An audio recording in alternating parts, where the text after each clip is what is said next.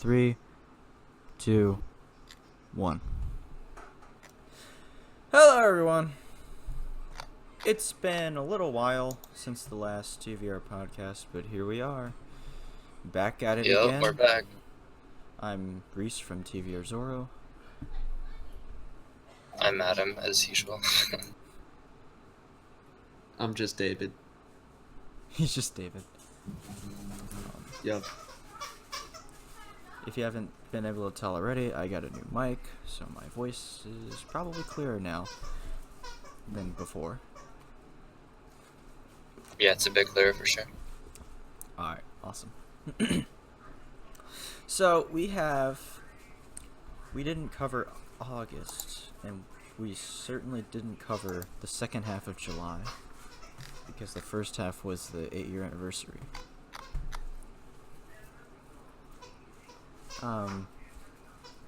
I feel like covering August would take up a bit of time.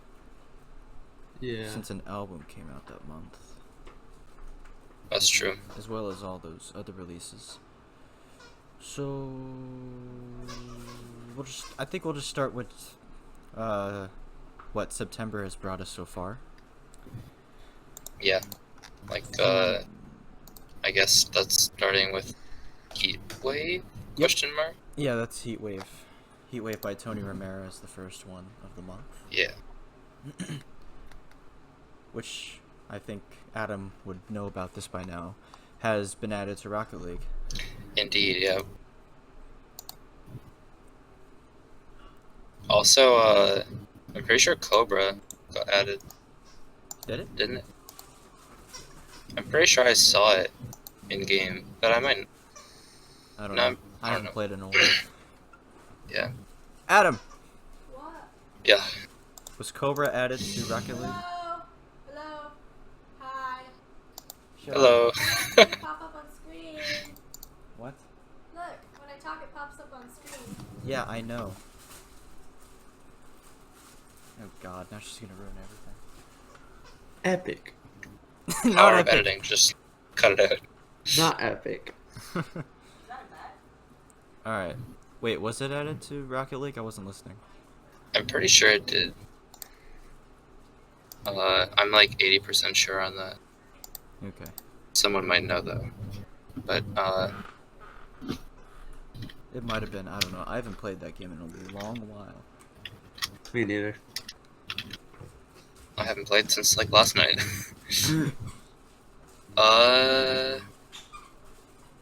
Yeah, it is. It was added. Okay. Yeah, okay, I'm not going crazy. Alright, cool. 2 songs this month already. Crazy. Haha, funny joke. You're too funny. Anyway. Hint hint. Alright, so let's start with Heat Wave by Tony Romero. Who Yep. wants to start? Should I start, I guess? Yeah, sure. Alright, so the first time I heard this was actually in game, and then I went and checked the full thing, so that's how I'm coming from it. But I first thought it seemed like a Julian Calor song. Calor, I'm not sure how you say it, but I say it Caller, but whatever. Calor. So like the intro at least had like big vibes like that until the drop, which is just normal Tony Romero stuff, which is good obviously. And I like Bass House, and it's really good. That's not much to say about it, but it's definitely playlist worthy. Okay. Blind? With Heat Wave, I'd have to say, it's nothing special, but it's a good song. It's something that you can bop your head to. It's something I would have on my playlist. I agree with Adam that the intro definitely gave me Jillian Caller vibes. So I was just kind of, like waiting out until the drop came, and all I can say is that, I wasn't disappointed. Tony Romero did a really good job with the track, and like I already said, nothing special. It's just a really good bass house song. Nice. I guess I'll go. So, This is one of the only few songs this month that I think I need to listen to just a little more. I didn't get the chance to listen to this one very often, I guess, because right now I'm not loving it. As a matter of fact, it's probably my least favorite Tony Romero thing on the label by far. I don't hate it. I just don't love it or like it a lot. I can see why. Yeah. I much prefer something like I Can't or Saint Tropez or even Lasagna, because Tony Romero is part of Belcore. So, yeah, that's really all I have to say about it. There's nothing much I really can say except it's, I mean, I agree it's playlist worthy. I can definitely see this on like a playlist of like head bopping heavy hits or something like that. Monster Cat's workout playlist on Spotify. Or like a gaming playlist, Rocket League. Yeah, gaming playlist would work. Yeah, that too. But yeah, other than that, I don't really have a lot to say about it. Just a solid, probably 4.5, 5 out of 10. I would give it. Again, I need to listen to it more, but that's my rating for now. Yeah. Cool.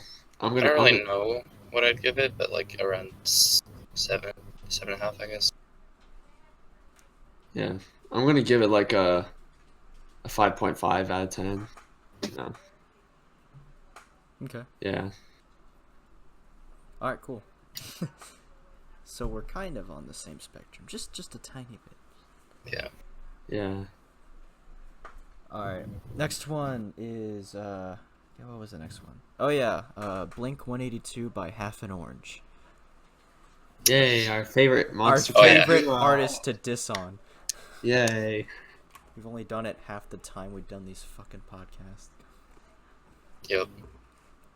Although this one isn't as easily dissable, I don't think. Right. Yeah. I'm starting to like this new part 2 that they're going for. Yeah, I'm definitely liking this way more than part 1. Yeah, for sure. Do we know who did the vocals? At least like the female vocals? Some girl said, if you go to the SoundCloud release, there's this girl named Katie Jean. She claims she does the vocals. Okay, yeah. Is Katie Jean. She's from Ohio. I have no real reason not to believe her. I mean, she's credited in like the Genius lyrics and stuff, so I don't know. Alright. So we're just gonna say she did the female vocals, unless proven otherwise, Yeah. They were saying that they were working to get her name in the description of their social links. So. Oh, okay. Cool. Well, either way, I think they're pretty good vocals. Yeah, she did a fine job. I like them. Mhm. What are you stepping on? Stop it. I don't really got much to say about it other than I like the vocals, but it's still just a decent song. It's okay. Better than 4 though, that's for sure. Oh, yeah. Wait, better than what? Like better than part 1, for sure. Part 1. But Yeah. I don't really have much else to say. I definitely love the female vocals. It is kind of mainstreamish, a little, just a tad bit, but I don't mind that with this song. I actually kind of loved how the structure overall just kind of blended with one another. Like each transition to another part was very smooth. And I actually kind of like what they went with the drop. It's not like it's nothing big, but being hard drop, kinda, just with the sounds incorporated in it. It overall is just really mellow, and I just can't. I don't know which one of the guys does the male vocals. I just can't get into it. I can't get into his vocals for some reason. Yeah, Um, same here. I just I don't know why. I can't list a specific reason. It just doesn't sound right to me. Um, but overall, the track is, just like Heatwave, nothing special, but it's a definite improvement for Half an Orange based on what they did on part one. Okay. I like this. I think I definitely agree that this is an improvement from part one already, just from the first couple songs, this and Sunscreen. Um, I enjoy the Katie Jean vocals. I think they're pretty good. The Half an Orange vocals, I really don't mind actually. I think I like them. I've always liked whichever one of them does the vocals. I have to look it up, but yeah, I've always enjoyed his voice. You know, it kind of brings like a natural sort of vibe to it to me. Um, I like that it's almost kind of like a duet. Like it's like Katie Jean and then Half an Orange, but like Katie Jean takes up most of it. The structure's nice. It's, nothing really that special. The there's this point toward the end, and it's a nice closing sort of piano ending thing. What am I trying to say? I don't know. Anyway, um, overall I like it. It's a solid like a 6 out of 10. I would put it. Yeah, I'd agree with that actually. Yeah. All right, cool. We're all in the 6 out of 10 spectrum on that one. Yep. All right, awesome. Yeah. So next, and this is where we get into the more disappointing ones. Slushy, watch yo back. God, it fucking hates saying shit like that. Watch yo back. I sound like I don't belong here. Anyway, so yeah, Slushy came out with his first Uncaged release in like fucking forever. Ever Like since what? Emptiness. 3 years? Yeah, just about. Well, About I 3 mean, it years. didn't split into Uncaged and Instinct just yet, but Right. his first release on the label would Yeah. have been considered an Uncaged release. Yeah, that's what I'm going for. Yeah. Yeah. But yeah, that's his first like heavier release on the label in like 3.5 years. Just about. And did it work out? And did it work out? No. Solid flatline no for me. Yeah. This is probably my least favorite song of the month so far, probably. It's I don't know. It feels so strange.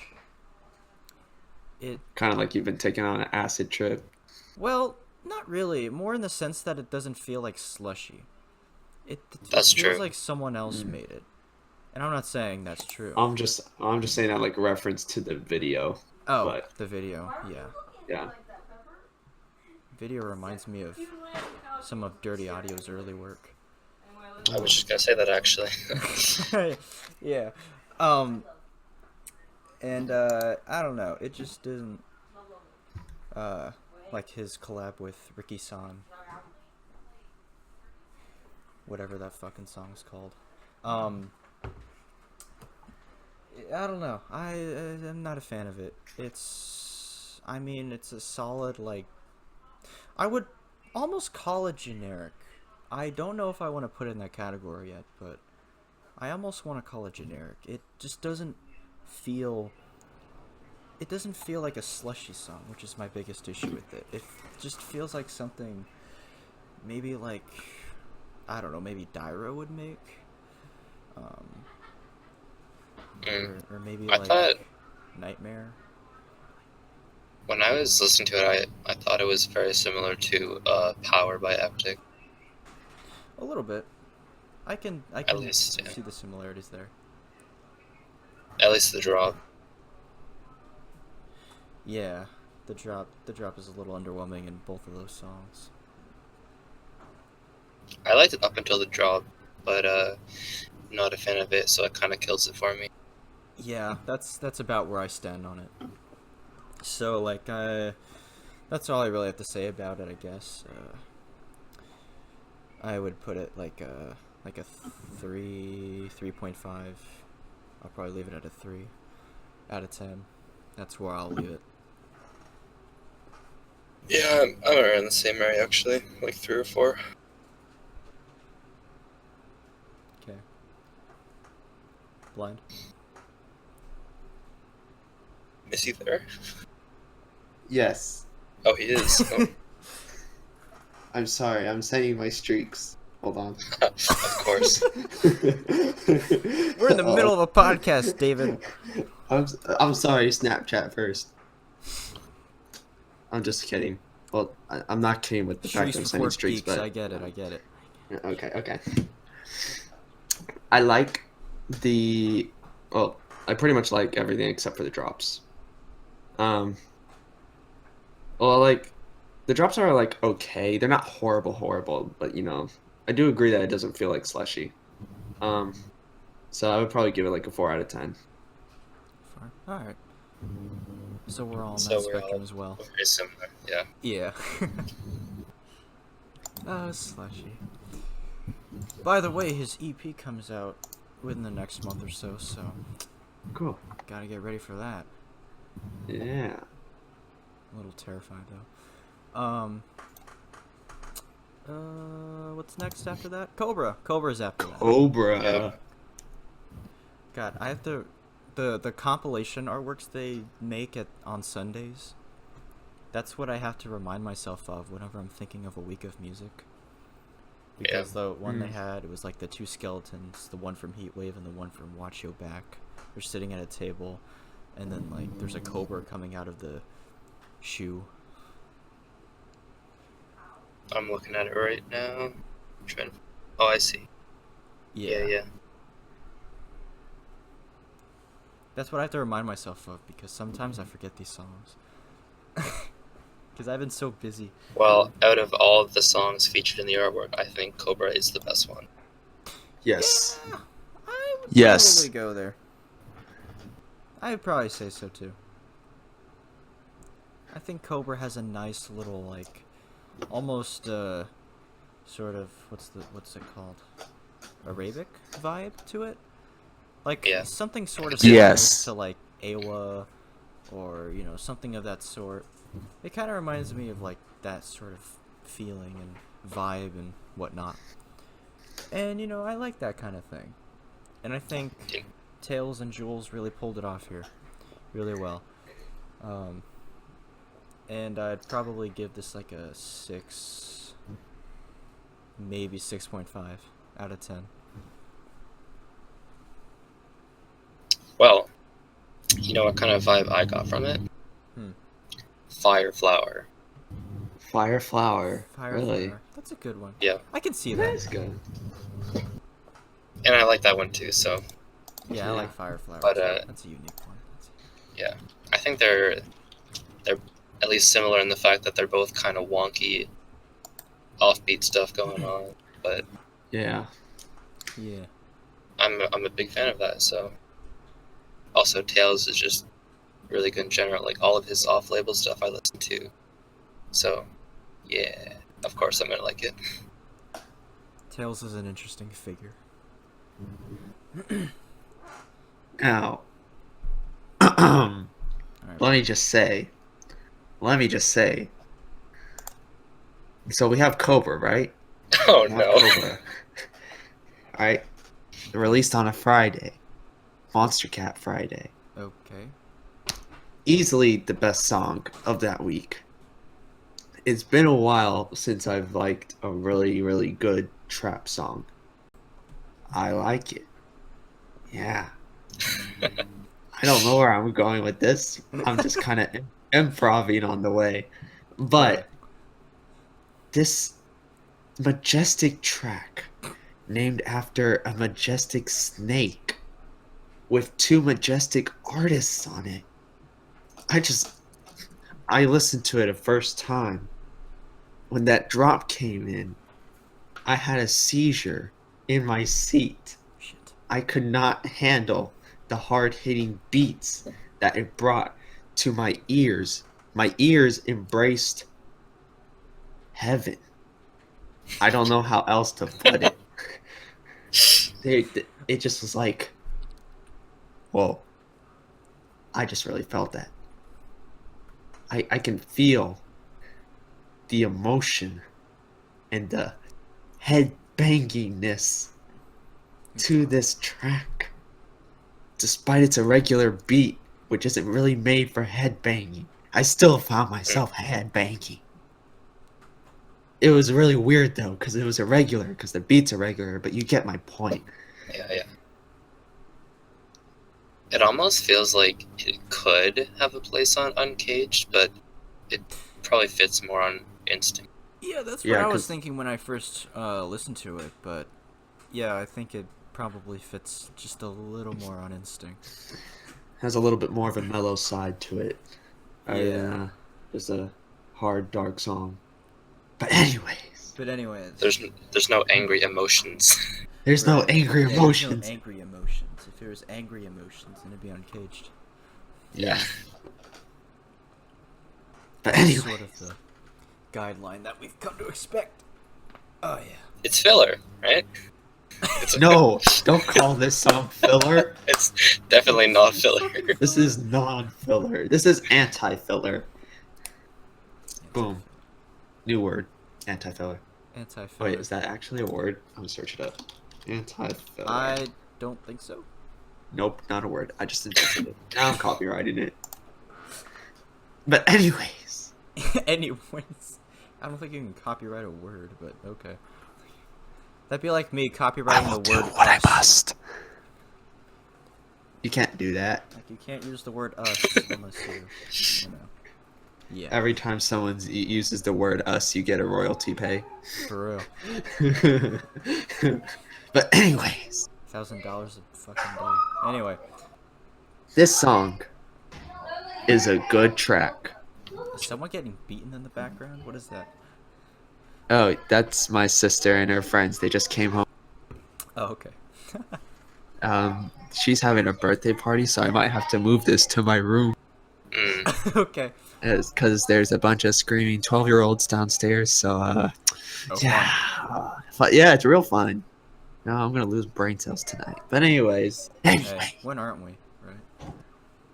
I've been prolonging my explanation for why this is such a great track for too long. So anyways, I don't think you have. I think you've pretty much explained everything that you need to. okay. So anyways, this track The goddamn second coming Gets- of Christ right here. gets an 8.5 out of 10 for me, just because of how great it is. A Okay. track Yeah. named I after would- a snake. Okay, what did you just give it? 8.5, I think. 8.5? You're telling you're telling me this song gives you a seizure in your seat and you talk about it like it's the next fucking Jesus Christ. And you give it an 8.5 out of 10. Do you want to know what happened to my body when I listened to album 1 for the first time? It was more than a seizure. That was just implosion. Okay, that's Luckily, that didn't happen this time. that's fair enough, I guess. You probably went to fucking Yeah, I'd give it. 8.5 is a accurate ranking of it. I'd say. sent you to heaven, I bet. Anyway, so that's week 1. We got that out of the way. Yep. Yes. Only took us like half hour. This one's gonna be even longer because guess what? We got an EP in here. Yay! First Yep. song of the week is what's it called? Life and Death by Stonebank, which I believe is off of his upcoming EP. I'm not 100% sure about that. Yeah, I think it is. We'll know when it comes out, I guess. But anyway, Stone and Bank this year. Half of it. Oh wow, we have a Reaper song coming out in 2 days. We do. Oh, yeah. We got Oblivion. Oh I'm damn. gonna talk Okay. about that. Yeah. And then there's a new Conroe song on Tuesday. Man, fuck Conroe. I don't want fucking Conroe. Oh, okay. Sorry, I can't stand Conroe previews anymore. Like if I see like there's a Conroe preview on the Call of the Wild podcast or whatever, then I just skip the thing because I really couldn't care any less. Gee, you really hate Conroe, huh? I don't hate Conroe. I just his songs just sound so similar at this point that That's I true. just don't bother listening to the preview until it's out. Okay. You have a good point. So yeah, I just skip fucking Conroe previews. What's love? Yeah. You know what I skip? Fillers. Yeah. You want to know what's a filler? Each other. Yeah. Oh, here we go again. Yeah. Oh shit, here we go. Let's take like a 10-minute break and badmouth each other just for a solid 10 minutes Can we not? and just shove it down your throat about how bad it is. Oh my god. This is Never never mind. gonna leave, is it? This is always gonna No. be a part. You know what? I just realized 10 seconds of badmouthing it is pretty much enough. So let's just get back to the topic. Yeah. I have something to say about it though. Actually, I wonder if Zoundam would appreciate it because of the emotions. I should just tell Zoundam to tell you that it's a filler song just so you can get upset. Yeah. Oh boy. Okay. Anyway, if we can start the week. Yeah, and then yeah. talk Yes. about the previews. Yeah. Okay. So we got. All right. So what was it? Yeah, it was the Life and Death. All right, I'll be quick. For me, as soon as I heard it, I didn't even need to know who made it because it sounds exactly like something Stonebank would make. And it's good, and I like it a lot. And that's it. I'm gonna be quick, so that's it.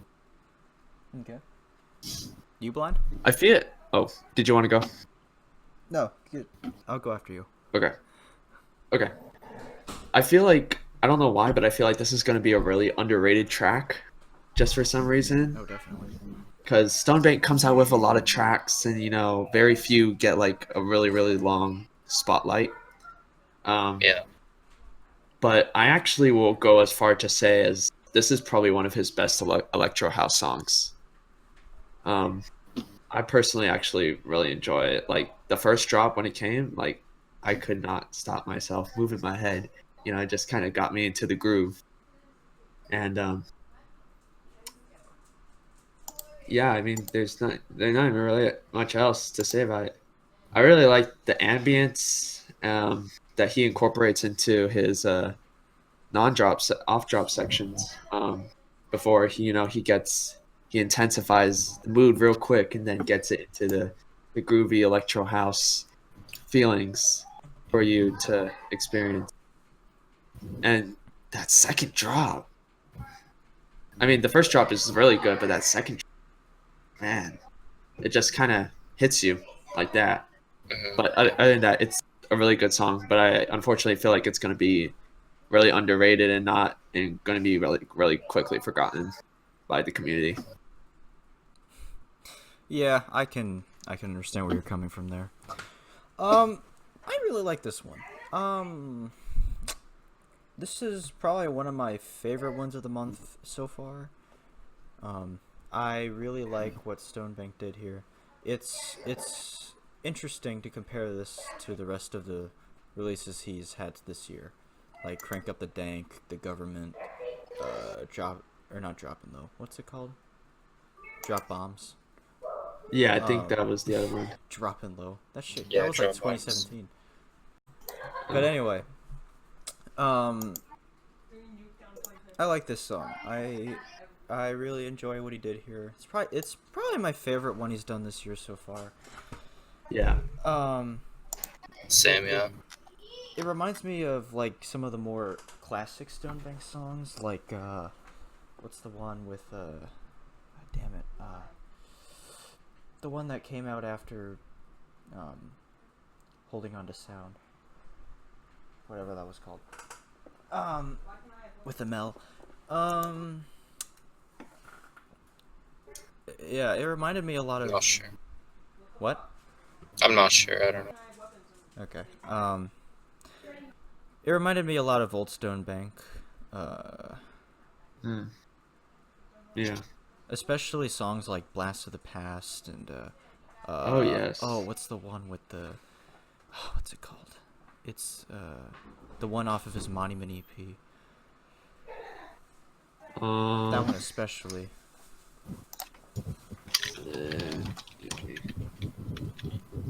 Whatever that one. Is it Finally?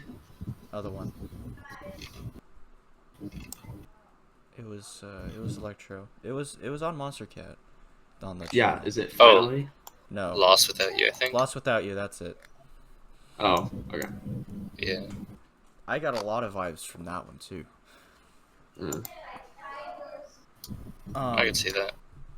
Yeah, so like I like it. It reminds me of like Stonebank songs that I would probably put on a playlist, which I normally don't for whatever reason. But yeah, I like it. A solid 6.57 around there. Maybe 7.5. I'll leave it at a 7. Yeah, I'm gonna give this one a 7.5 out of 10. I'll also say 7.5. Damn, we're really agreeing on these today. Yeah, we are. Yeah, we're pretty much on the same page. Yeah. Unlike when we were on each other. Okay, Oh, you know yeah. what? You You keep know. bringing that shit up. I'll It's not stop. helping So this will be the anyone. last time. Well, this won't be the last time, but this will be the last time on this podcast. Won't be the first time, and it's fucking certainly won't be the last. But anyway, Cold Ground, direct, Matt Van. One of the best vocalists on Monster Cat. Yes, I would That's probably true. go as far as to say my favorite vocalist, probably. If not, then my favorite male vocalist. Definitely. I think he really does a nice job with everything he's been thrown at. Ever since his debut with Tomorrow, the song from 2017 that he made with directed Mr. Yeah, Fuji, and yeah. That's a good one. Yeah, I like that. I like his vocals a lot. There isn't really a song that I don't like his vocals. The closest one would probably be Enough, the one he did earlier this year with Mr. Fuji. Yeah. But in this song, I think he does a fine job. I think it's similar to that song in terms of his performance. But yeah, I think he did a nice job with the vocals. The production itself is a little bit bland for direct standards, I think. It's not my cup of tea for chill out. It's I don't know. It's not something I would have on repeat. I would probably play it like 1 or 2 times, forget about it, and then listen to it again like a week or 2 later. It's one of those songs. Nothing too Yeah, for special. sure. Nothing really jumps out at me. The part that sticks out for me is just like the atmosphere. The atmosphere. Yeah, that's nice. That's probably the best part of the song, to be honest. Yeah. Aside from the Matt Van vocals, but yeah, I don't know. I mean, I feel like what makes.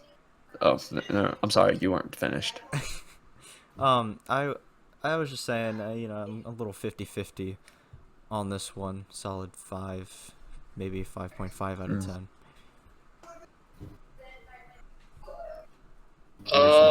Yeah, some.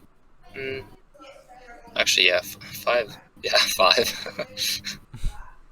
Yeah. I feel like with chill out, just in general, the atmosphere is really the element to appreciate with the genre. That's really what makes it stand out from the rest of the other genres. But I feel like Matt Van delivers a good vocal performance here. Direct has done better with his productions. I did feel a little bit bored with how it is, and I feel like I won't be replaying it anytime soon.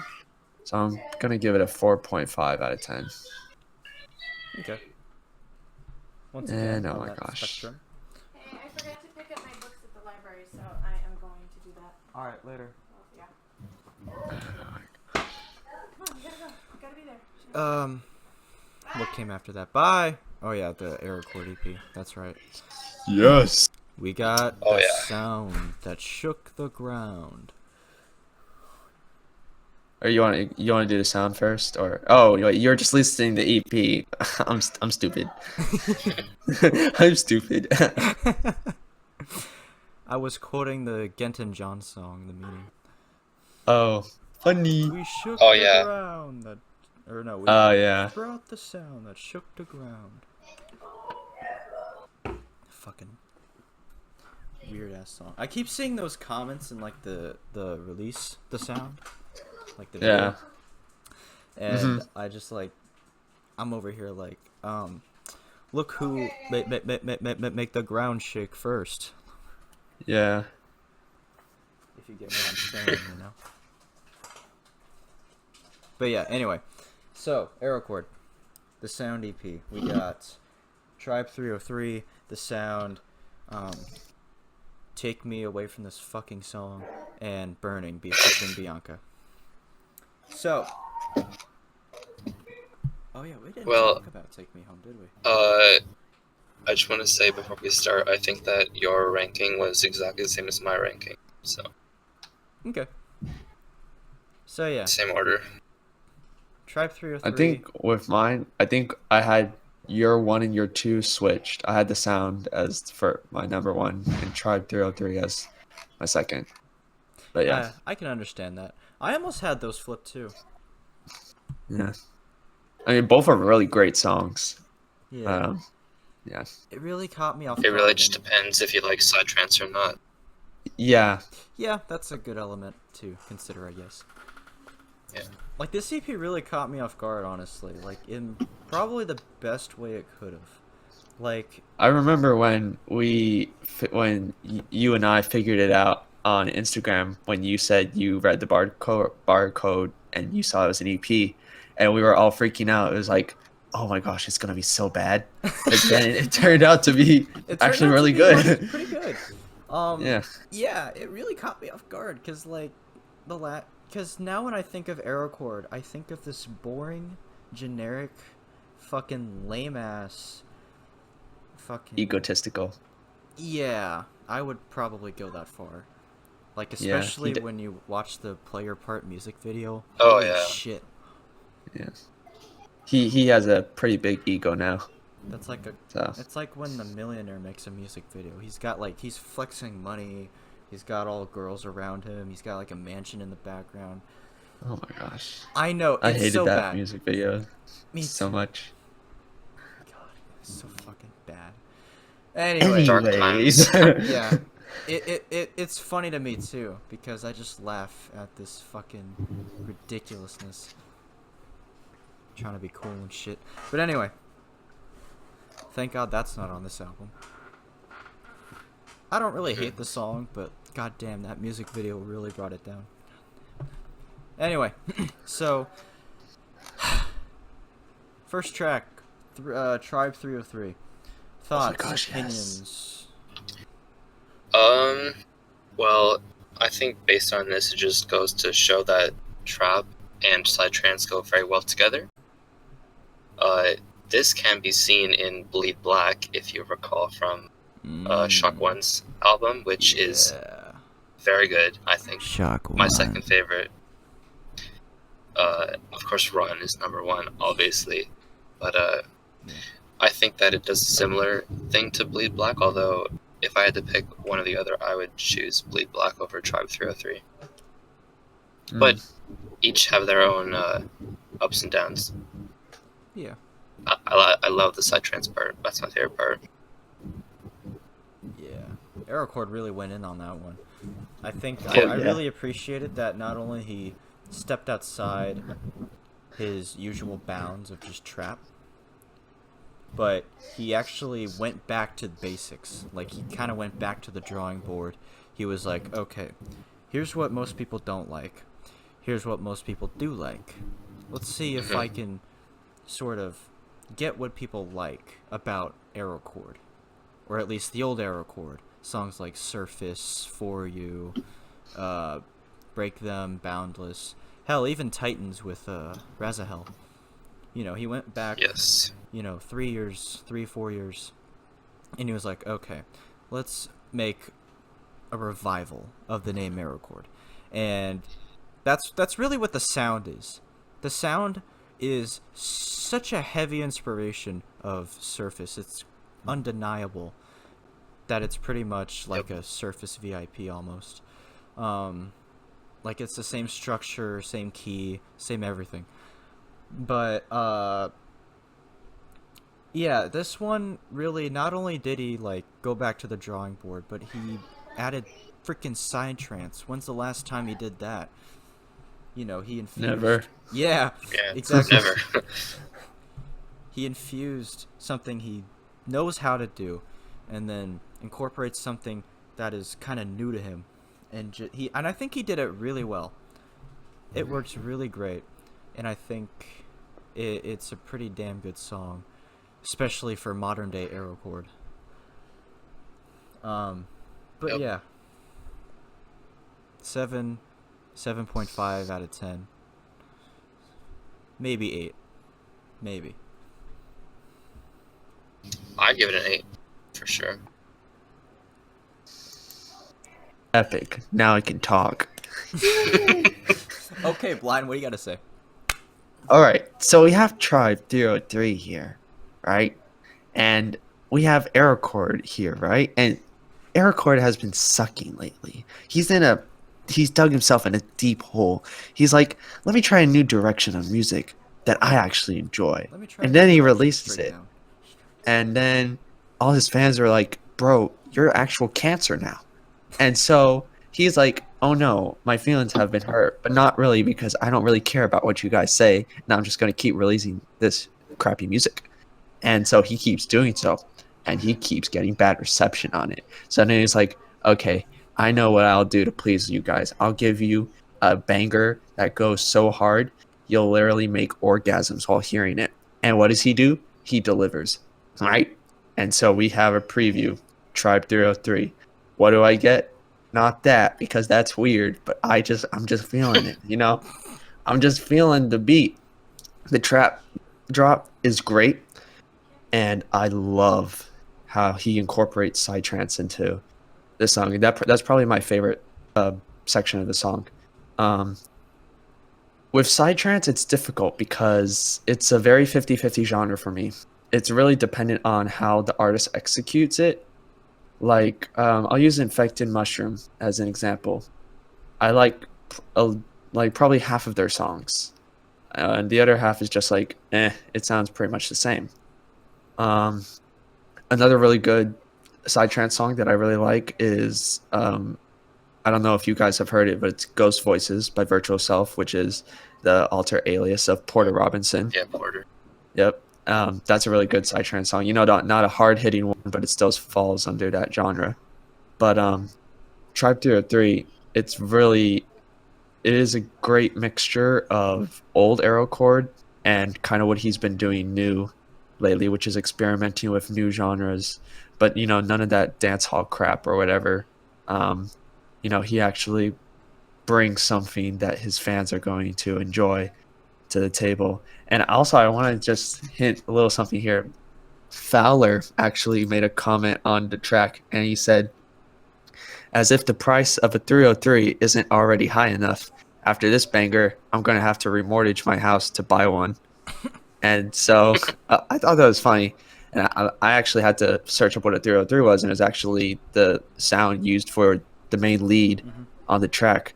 And then it got to me thinking, maybe Fowler will release a track with a 303 in it.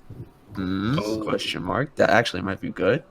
But I really like Tribe 303. It's definitely in my this track has to be in like the best of 2019 for sure, without a doubt. This is the start of return to old Arrow Chord. So I'm gonna give this an 8 out of 10. 8 out of 10, huh? Yes. Seems reasonable. Your comparison with what you said at the beginning was like, oh, now you're literal cancer. I I pictured this metaphor, this Minecraft metaphor for whatever reason, like Aerochord's old releases. It's just him digging, he's mining straight forward, and then his songs like Play Your Part and Shadows and Take Me Home, it's just him digging straight down into a pit of lava. Pretty much. But yeah, I don't know why. It was just funny to me. But yeah, that's all. That's Tribe 303. Shit, can't talk today. Track number 2, title track, The Sound. Yes. The sound of old Aerochord, that is. It's a good sound. Oh yeah. This is What am I getting listening weird. to right now? Listen to ASMR. Monster Cat ASMR. Today we're going to be That's great. Aerochord's new EP. Sounds great. The Sound. Haha. The Sound. I feel like there's just gonna be a ton of puns with this song Yeah. while we're talking about it. Yeah. Oh yeah. Man, no this idea. sounds great. This sounds great. I mean, This right? sounds It's in the great. title. I mean, Aerochord returns to his original sound with the sound. with the sound. On the Sound E EP. Oh yes. Anyway, the sound. Surface VIP, 8 out of 10, almost 7.5. They're really tied for me. Like even though I had it under 303 in my ranking, they're really tied. They really just both give off different Aerochord vibes. Like Tribe 303 is almost like 2017, 2016 Aerochord. Songs like Resistance and all that stuff. And then Drop It from the Rocket League Volume Yeah. 1. And then you got The Sound, which is very much like Surface and like his older stuff. Especially Surface. I can't stress that enough. Mhm. But yeah, The Sound is pretty great for what it is. I'm so happy that Aerochord, is back on track, at least for now. And he released this song, this EP, that people, especially fans of Aerochord, have been wanting for a long time. And I think it's great that he delivered in a very satisfying way. Something that a lot of fans are really happy with. And honestly, I'm pretty satisfied with it too. Even though Take Me Home is on this fucking EP, I'm pretty satisfied with the other 3 songs. And so The Sound gets 8 out of 10. Alongside Tribe 303.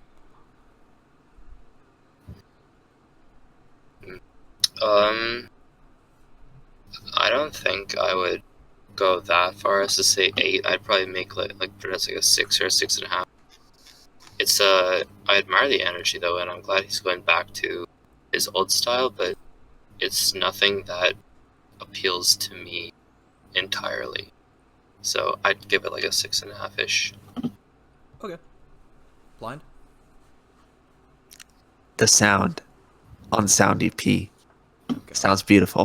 Here we go. All the sounds incorporated in the sound on the Sound EP. Sounds beautiful. I don't know how much I can keep this going. There's only so many ways you can use the word sound in relation to this song. So I'm gonna just stop here. You mean But in relation To the in sound. relation to the sound.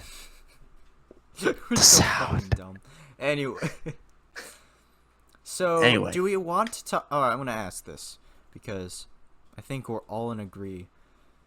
We're all in favor to not talk about it. But do we want to talk about Take Me Home? Or can we skip to Burning? Let's just skip it. Yes. Totally. Okay. I will add just one word to criticize it. Trash. There, I said it. We will not speak of this track. About worse. Yes. I have, Before you is a great track. Why'd you have to... 4 words for Taking Me Home. 1 out of 10.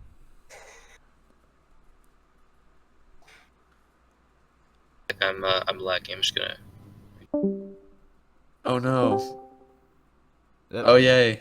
Okay, I think it's good now. Alright. So, Burning! The end of the EP.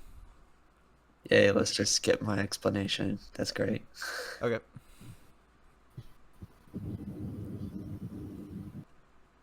I'm Alright, kidding. so what was your Burning. explanation? I was just like, did they just completely forget about me? Okay, that's Go ahead, great. go ahead. Let's move on. No. You can Nah. say your thing. I'm gonna just keep it short then, since you want to move on so fast. But sound is great. Track on the EP, 9 out of 10. Okay, now we can move on. Awesome. Alright. So, Burning. Featuring Bianca. Which I'm pretty The lead sure... sound in Burning burns my ears. At least that's what, when I listened to it, I was like, ow. That hurts. I can't really disagree with you there, though. So... So, Burning. This song... Okay, I'm gonna sit down here for a second. This one. Alright. I don't hate it. I really don't hate it. I think it's fine. However, this... I can't help but think that this is just like a whole new genre now of like songs that are supposedly lighthearted, quote unquote emotional, according to Monster Cat's promotion of the song over on their Instagram and Facebook and whatnot. Quote unquote emotional, fucking please. Anyway, this is like their whole new thing. This is like emotional songs that are on like a heavy EP as they release alongside the EP itself. You know what I'm saying? Am I going crazy Yeah. here? Like Yup. it like I don't know. I feel like I see it too often. Like you got these heavy EPs and LPs and shit, and then you have this like lighthearted, almost instinct-like song to release. Well, I mean it is instinct. Song to release alongside it. Same thing happened with Shock One's album too. Like they had the Yeah. Silver and Gold. But that's actually a good song. Yeah, I really like that song. It's a nice one. But Burning, it's okay. I mean, it's whatever. It's kind of bland.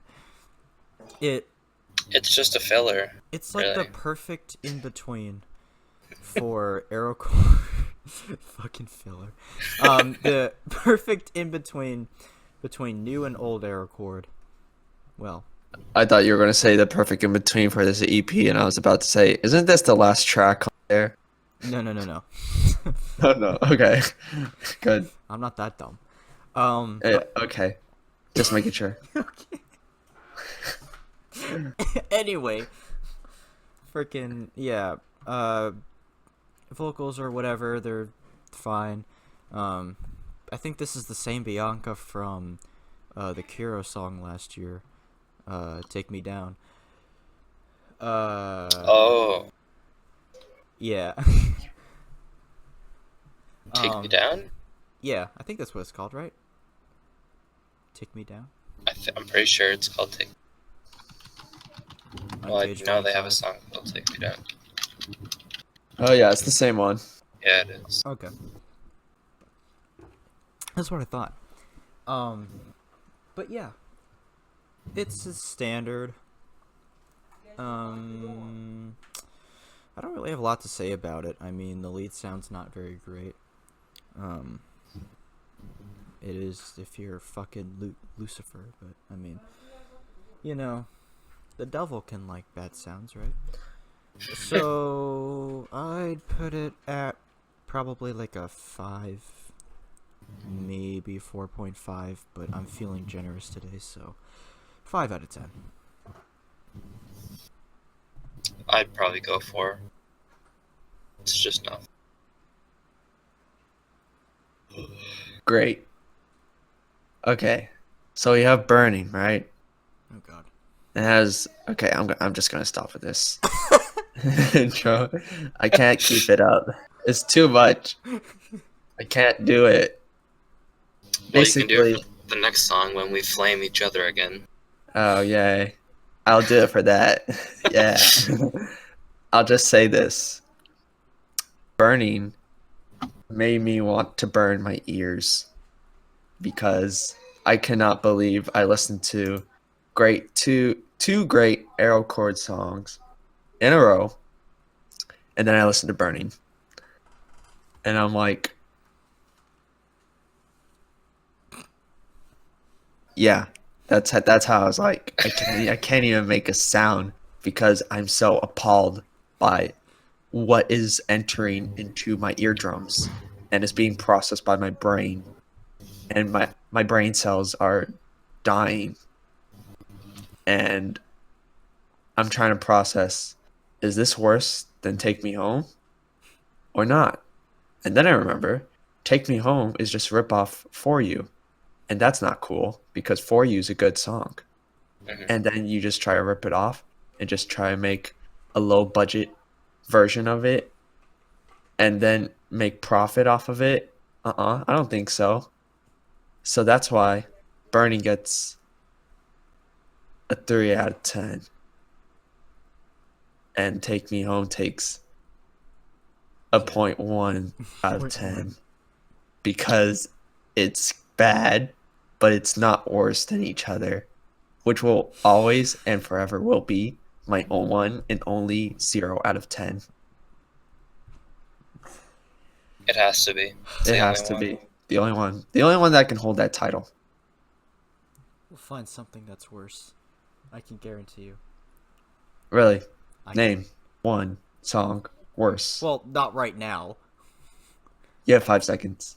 5, 4, Um, 3, 2, Fade 1. Away by Me. The old Fade Away. The one I Fade released Away? back in 2014. Not the one with Ed Away. I have not listened. It's so fucking bad. It's on Splice, because I used to upload my crap to Splice. Just type in Zorro Music. And you'll probably find it. Nothing? Anyway, Yeah. let's move on. Let's move on Because- to a song that we will definitely disagree on. Yes. Based on Japan earlier comments. by Throttle. Yeah. Alright, so I'm gonna get my opinion out of the way so that this can be the next each other, right? So here we go. I enjoy it. I don't love it. I don't hate it. I don't dislike it. I kinda like it. I enjoy it. It's on the same spectrum as like probably Cobra. Like, I like it, but I don't love it. It's kind of around there. It's weird. It's a bit weird. But I can listen to this one more unangrily than I can Dreamer. Because Dreamer, I can enjoy that, but the lead during the drop is so weird, and I don't think it really fits that well. Yeah, the lead is out there. And the lead in Japan is kind of similar. except I think it works better in this tone than it did in Dreamer. So, yeah, that's really all I have to say. Throttle's vocals are pretty good. You know, I enjoy him. And I'm excited to hear what his EP is going to be all about. I give it like a 5.5, maybe 6. I'll just leave it at 5.5 for now. Out of 10. All right. Well, are you done? I am done. All right. So, Fire away. Unload the cannons.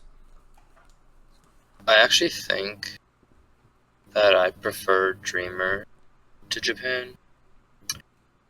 In the beginning, when I was listening to Dreamer, though, I did not like it, but I listened to it a bunch, and it eventually grew on me. So maybe I have to do the same thing with Japan, but I have not listened to it enough to really say that it has grown on me. So currently, it's below Dreamer, and I just thought that it was a bit boring, really. So not exactly what I was hoping for his second release. But you know what? He's got an EP, so I have hope. Yeah, we'll see, I guess. Alright, Blind. Take it away. Now, I'm just saying, if there are any weeaboos currently listening to this podcast, do not be mad at me when I badmouth this song as bad as I'm going to badmouth it. Just a warning. Okay, Cover now your I'm starting. ears. So, I feel like this is one of those songs that would have never been accepted by the label if it was by someone else. I feel like Yeah. it's only there because of the name that it comes from. You know, by the artist it came from. Because, let's say, for example, I made that track and I submitted it. I would have never gotten it accepted. Its quality is just lacking by so much. It is so empty. I can't even begin to describe how empty it is. Like, just something there that there's actually a ton of things that are missing from the track, and that bothers me a lot. And in comparison to Dreamer, you know, I wasn't too huge on Dreamer when I first listened to it, but I didn't think it was horrible, and eventually it grew on me. But I can't get into this song at all. That lead is so weird, and it's just, I don't like that melody whatsoever. And the vocals are like okay-ish, and I just feel like it's too empty, you know? And I hate being like really negative on a song like this. I don't feel bad about it when it's about each other, you know, but like this this song is just like, you know, because Throttle is not a bad artist. He makes good tracks, but I feel like he really fell short on this one. So I'm going to give it a 1 out of 10. Okay. I'll go for like a 3 or something, or maybe like a 2.5. But it has potential to. Well, I don't know. It's better than each other, though. That's for sure. Yes. That is debatable. False. Okay. There was something I was gonna say. Oh yeah. So apparently I found out that when Throttle over on his Twitter, he talked about the song. He said it was out now and, you know, whatever. He also said that he worked on it with a couple other artists. Not that I remember the name of them. One of them was Maisto, I think it was called. Maisto. And then someone else. They worked on the track with him. That's what he put. Right. But yeah, so maybe if they didn't have, you know, anything to do with the song, it could have been different. I don't know. I'm just saying. Just food for thought. But anyway,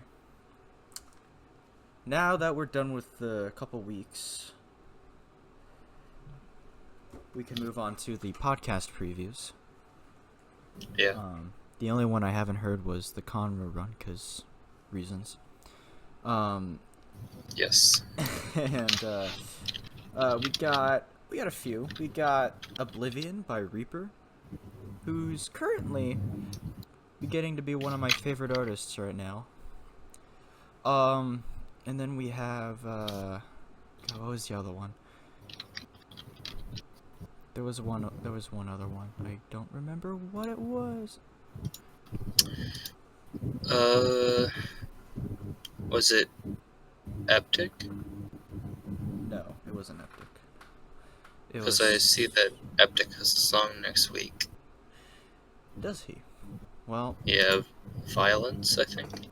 Violence. No, they didn't show that on the podcast. Okay, maybe not.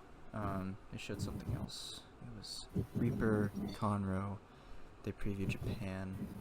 God, what was it? Oh, Doomu, potentially. No, they didn't preview Doomu either. Okay, I'm not sure then.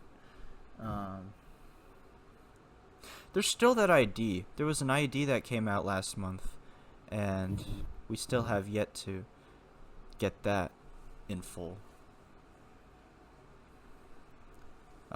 It was the week that, it was, I think it was the week after the Dark Machine album came out. There was an ID.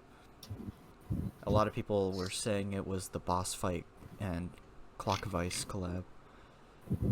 Oh yeah, I heard that actually before. We still have yet to get that. God, what was it? I'm gonna lose my mind if I don't figure this out. But Oblivion by Reaper. What podcast number are we on? We are on this one. Ours is 6. No, the Monster Cat one. Right? Oh, it's like 260 something. 68, Okay. I think. I will look. There's a lot. I just go to the SoundCloud and it's usually there. Oblivion sounds interesting. I might even like it more than Sawtooth. It's quite interesting. It's like I like the vocal processing that's done in that too. I think it's really interesting. It's almost like distorted. I like what Reaper's doing, and you know, for a guy that hasn't released any singles in God knows how long, he's pretty fucking heavy hitting with his first couple singles. No Reaper in Throttle, that's it. Oh, okay. So you're not losing your mind. Okay. Well, that's good. Maybe it's the Conroe one I'm thinking about because I didn't listen to it. Yeah, potentially. Did y'all listen to the previews or no? Blind? Creeper. What? I didn't listen to any of the previews because I don't really follow the Call of the Wild podcast too much, just because I'm so busy, and I don't really have the time to listen to it too often. That makes sense. But I hope that the releases next week are good. I'm a bit debatable about that Conroe one, and I hope the Throttle one isn't nearly as bad as, Japan. And I really, really like what Reaper is doing right now. I really liked Sawtooth, so I hope Oblivion is really good. So Oblivion is pretty fucking Yeah, thick. that sounds pretty good actually. Yeah. I like it. Alright, yeah. And if you look at the artwork for the song too, that's really cool. I know, I saw that. It looks so sick. Let's see. Oh yeah, you wanted to talk about, I guess that's the end of our Monster Cat section. So we can Yeah, jump right into what if I disappeared? And what if he left? And what if Yeah, I he came know. back? What if I disappeared? I thought it would be a good jump. You're so funny, Adam. Oh my Oh, gosh. You're so That was kind of funny. funny, though. Oh, that was kind of funny. yeah, alright, yeah, we can talk about it for a bit. So, I really don't really have anything to say unless y'all Right, because it's your album. Right. Unless you have like questions about it. But so yeah, you guys go right ahead. Well, Alright. the thing that we talked about before we started recording was the whole guitar thing. So, I mean, that's something you could mention if you. Right, the guitar thing. So, in about half of the songs, and about half of the songs, I used a VST guitar. The other half, I had they're old recordings, really, of guitar things that I just kind of jotted down, and I implemented them in the album. Interlude, what else? New Beginnings, just those songs, and there's probably a couple more that I can't think of right now. Those had real guitars, and the other ones, there's like fake ones, like in 2 a.m. That's a VST. What else? Hummingbird, that's a VST.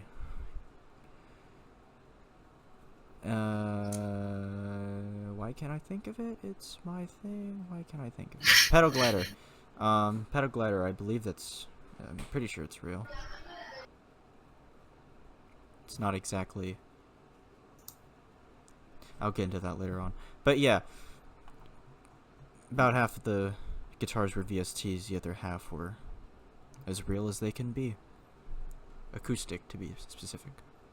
Uh, So yeah. so, shall we start with 2 a.m.? Be my guest. Alright, so, My guest. just to mention, I guess, we just finished watching Zoundham's talk Mm-hmm. about the album, so that was quite entertaining, actually. I liked it. Yes, I loved how he used the word filler quite constantly throughout his talk. Yeah, that should be a drinking game, honestly. Like, take a shot every time he says the word filler. Oh my gosh, yes. But we would all be so wasted. But Oh, I yeah. don't think we're all 21 yet, so that's Yeah. not. Well, we'll not just the have way to wait figure us until for that then. one. Well, I mean, for me, almost. Almost.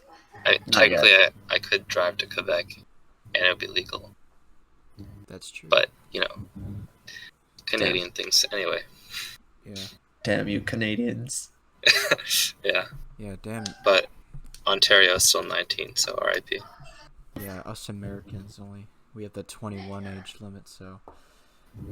I still got a few years of life ahead of me, you know? Yep. Alright, so Guzzle anyway, the whole bottle down. Anyway. about the whole video thing for 2 a.m. he said that he liked the instrumental doohickey. Yeah. He used a lot of So- questionable terms, and I So, thought it was really funny. Instrumental. But yeah, doohickey. I agree. I think that it introduces the album quite well, and it uses a lot of similar sounds that you'll see later. So it's good.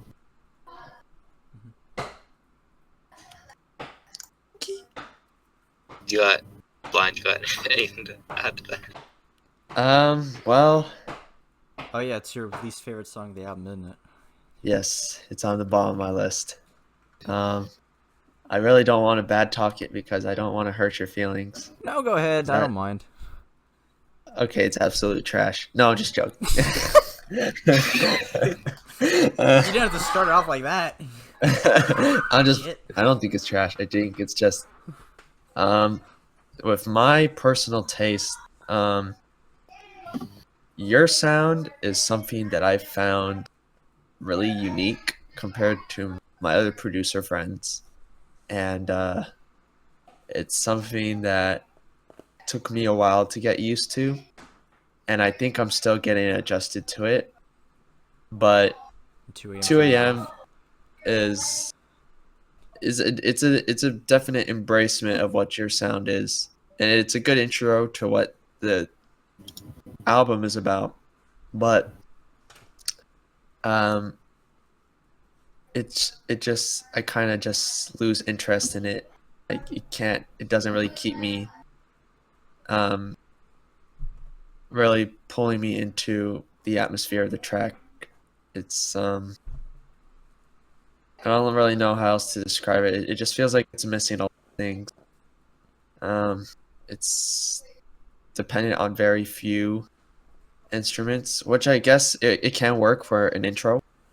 Um, but it's it just feels odd to me. Like I commented on earlier, if New Beginnings was the intro, that would have for me that would have definitely worked. Um, that would have been a really great choice. But I'm not the one structuring the album. You are, so it's okay. It's a really good track. Still, it's just not my personal taste, you know. So that's why I have it at the bottom of my list. Okay, I could see that.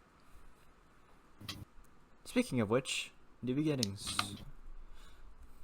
The old intro. The old intro.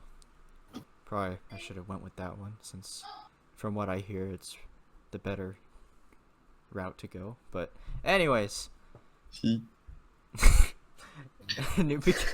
whatever that was. New Beginnings. All right. Well, at least for me, I really appreciate the general progression of the song because it starts off like I don't know if I want to say simple, but like it starts off like not like small and stuff, but then it grows and it's like this big guitar thing and it's really cool. So yeah, I like that. Blind. Yeah, I really enjoy it for what it is, and I think that's why I like it. What Adam on, he enjoys general progression of tracks, and I appreciate that it starts so simple, and you kind of just layer on more elements as the track is going. I really like the smoothness and silkiness, the connection that each element has with one another. It really goes together perfectly. Your mixing is most certainly on point, and I think that is a big contributor to the track. Um, I really love your incorporation of guitars. I think it really adds to the mood of the track. You can thank everyone for that. Yeah, and that's just because I love the use of guitars in tracks. The only thing that I have to say is when it's getting like in the middle of the track, you kind of have that really, really high guitar melody. I think that might be like, oh my gosh, hold on. I have to check if I can pronounce this word correctly. Octave, because I say octave a lot. Oh. Octave. I feel like it's an octave too high, maybe. But that is really my only critique of the song.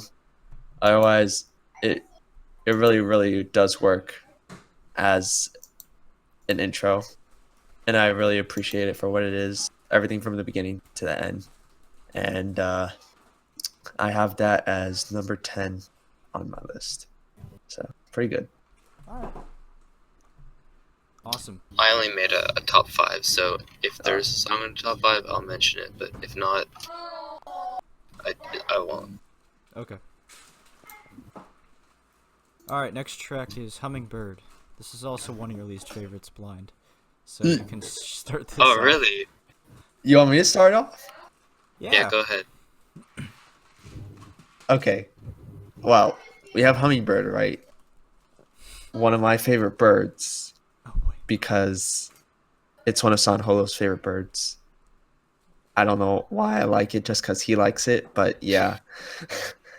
When I see the art cover, I automatically think of album 1.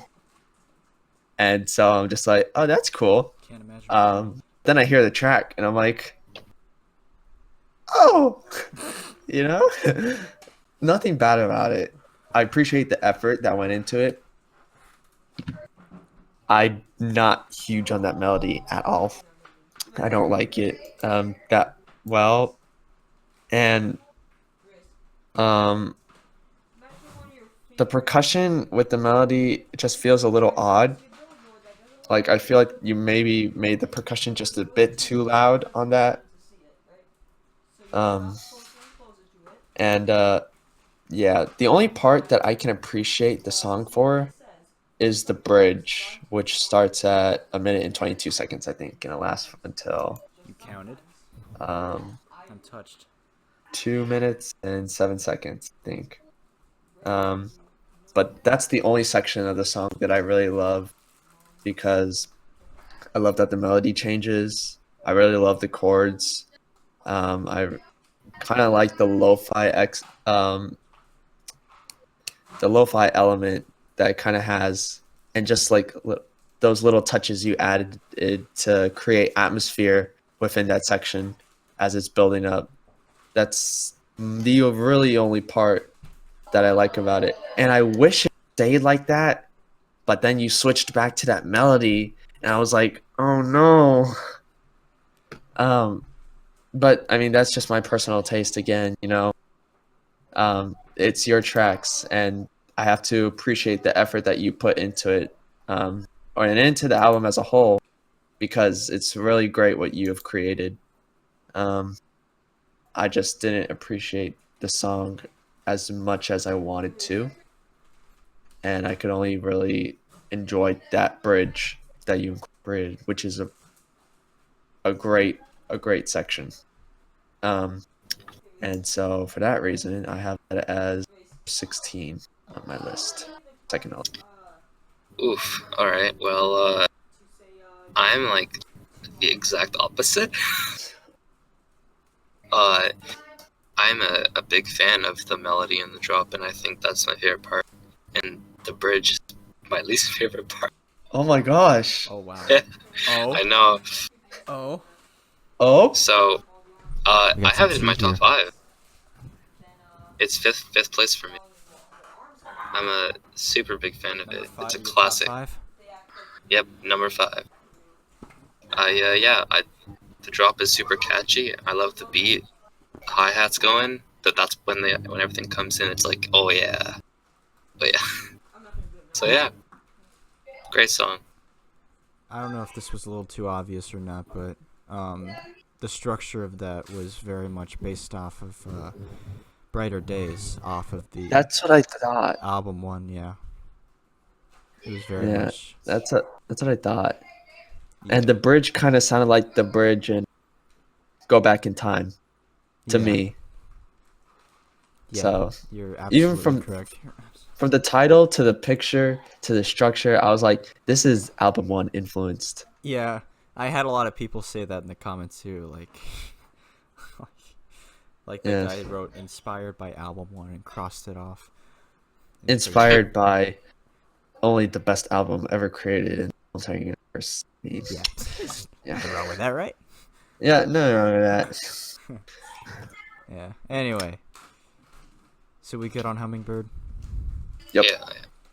Well, with the opinions I mean, not. Anyway. Yeah, yes. All right, number 4, Crazy. Let's hear it. Should I start? Yeah, go Sure. ahead. All right. So I'm not too crazy, on this one. It's just filled with puns at this point.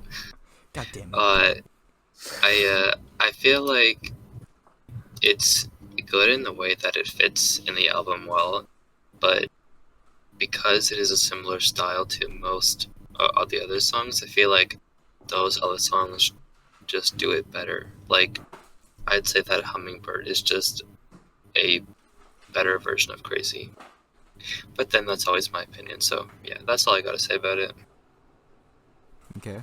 Blind? Well, Adam, I regret to inform you that I have the exact opposite opinion as you. Oh, Oh no. Only in the fact that I feel like this is a better version of Hummingbird. It's It's not one of my favorites though. I will agree with you that I'm not too crazy on this track. Sorry, I'm gonna steal your pun, and I may copyright it and have royalties paid to me for anyone who uses that joke ever again. No. Yep, that's what I'm gonna do. But crazy as a whole is just I know that you said that this was the track that you had the most. Yeah. Yep. I quote, out of all the songs I made for this album, I probably had the most fun making this one. End quote. That being This is said, true. I appreciate the effort, again, that is put into this track, but I just feel like it's a little bland for my taste. But it's still a great track for those who are able to enjoy it. And I have that as number 15 on my list. Okay. So also one of your least favorites. Yep. It gets better, I swear. Yeah, Yeah. it gets better. As we get to the end. Okay. All right. So number 5, the one that everyone seems to love, FHID.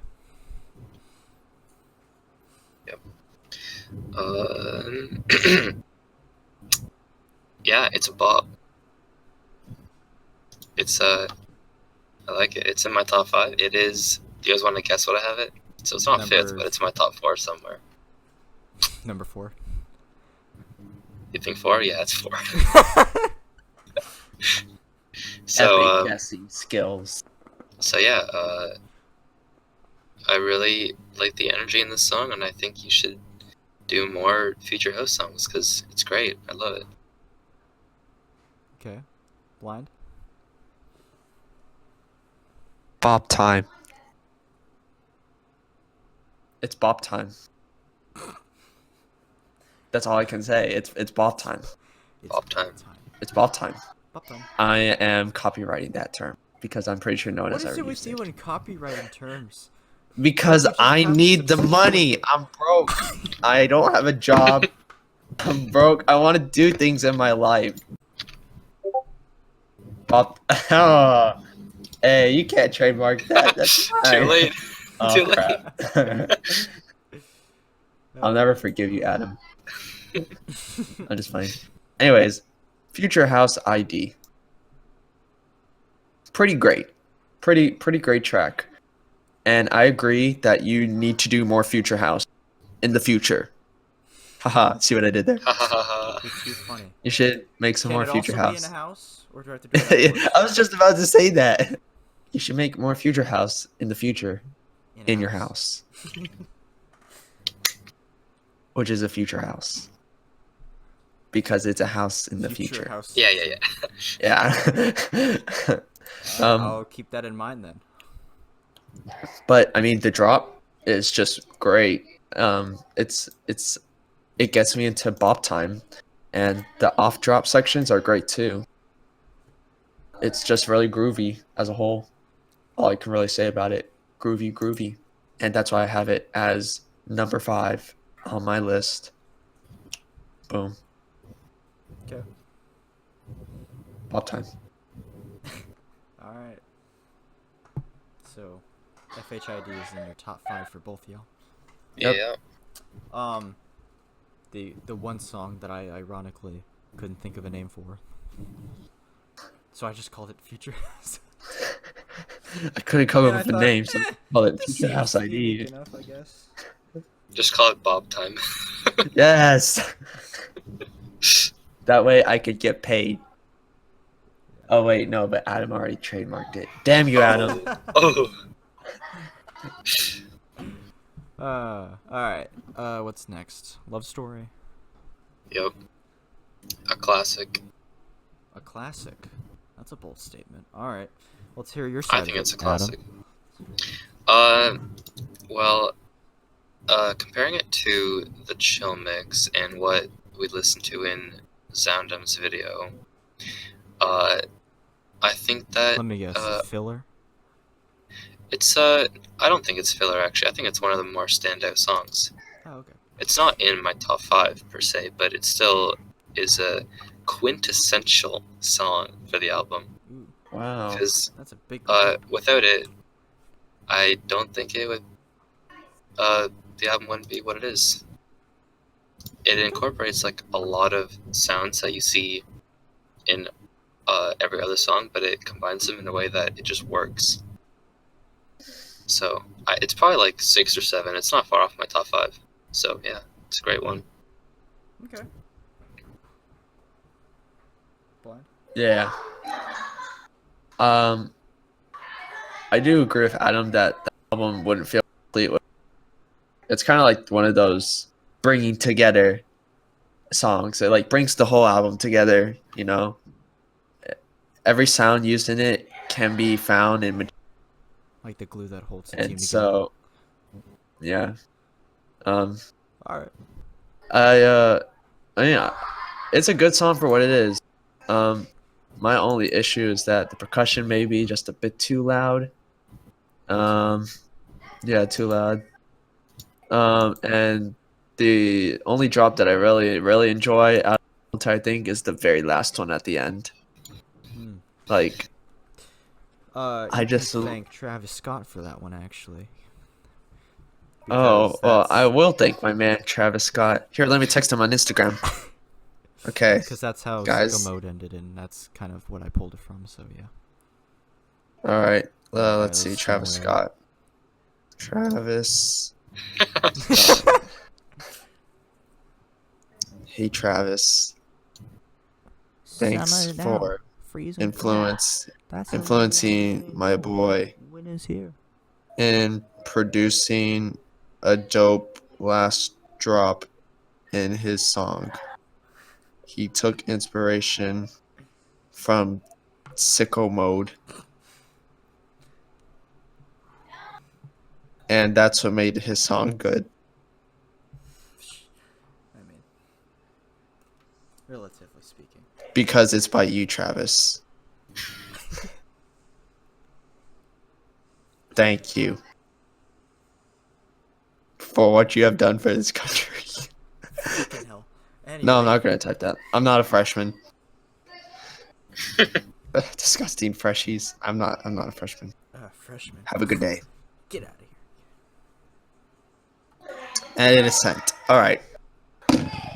I actually typed that and sent it. I'm really scared about if he's going to read it and reply back. I will let you know in the Did you future. actually send him that?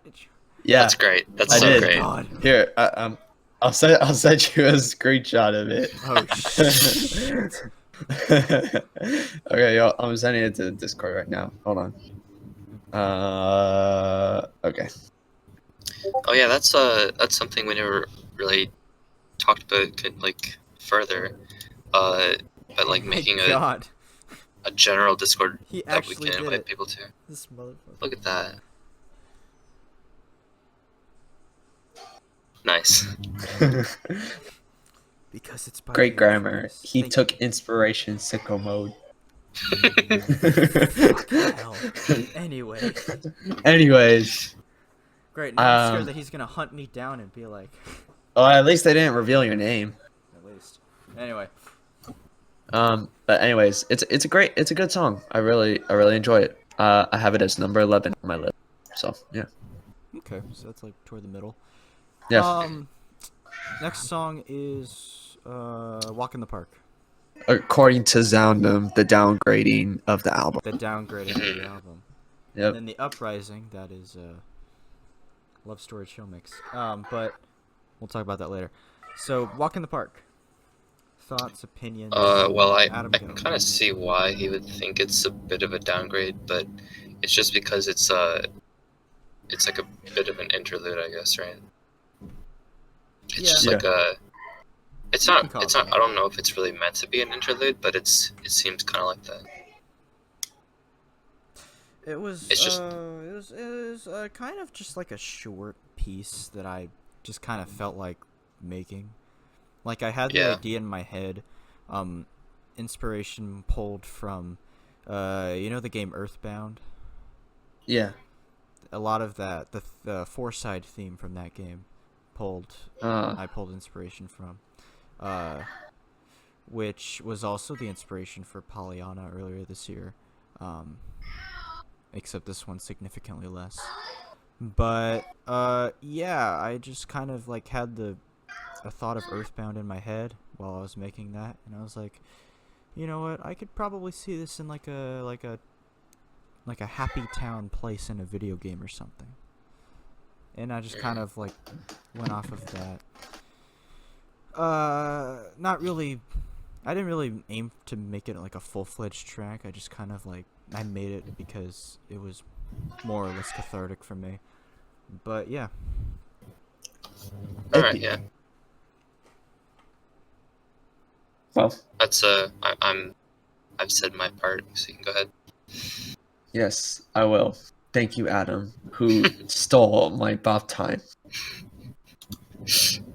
Here, I will. How do you untrademark something? You have to kill it so it can be released in the free domain. Or, sorry, public domain. So you can't do a strike throw on Discord. Interesting. Alright. Yes. So, a walk in the park. It feels like I'm taking a walk in my backyard. That's as best as I can put it. But my backyard is nice, so that's a compliment. Okay. I'll take it. I understand that's a weird analogy, but What'd you say now? There. now I have trademarked it. Shit. Bam, boom, bop. Emit bop. Mom Emit found the pob. poop. Bam, boom, bop. Mom found the poop sock. Emit pob. All right.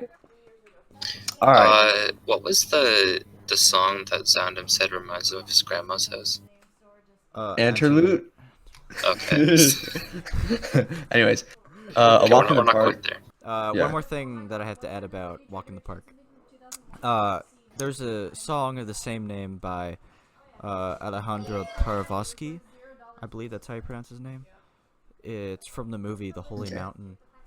I think I said this in the description of the video. The structure of that was also an influence for that song. Just FYI. Definition of a filler, and this will be the only song that I say, is that I do feel like this would fall as filler. And I'm going to clarify what, since he was unable to do that in his video. And his definition of filler later on was just based on preference. A filler, I feel like, is a song that is just added in for the sake of it. Just for the sake of putting a song in. Right. You know, it didn't really have any purpose. It was just put in there just cuz. Just cuz, that was the reason. There's no specific reason. And that's not a bad thing, but that's how I feel that definition is accurate with that term.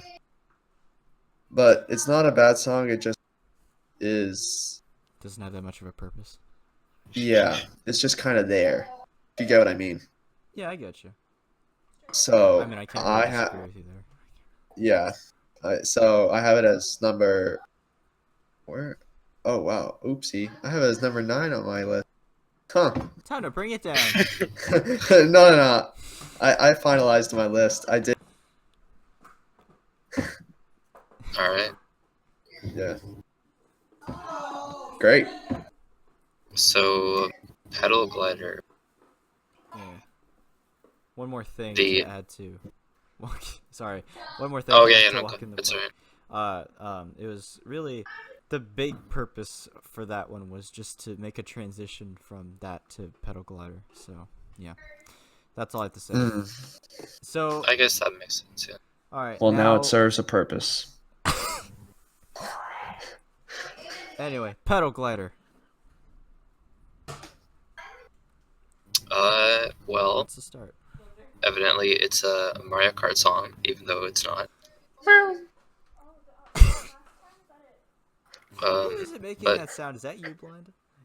It is, yeah. Okay. I make the best sounds. That sounded wrong. From the Sound EP. Yes. I actually co-produced with Eric all the sounds on the Sound EP, and that's why. Okay. I see it now. It makes sense.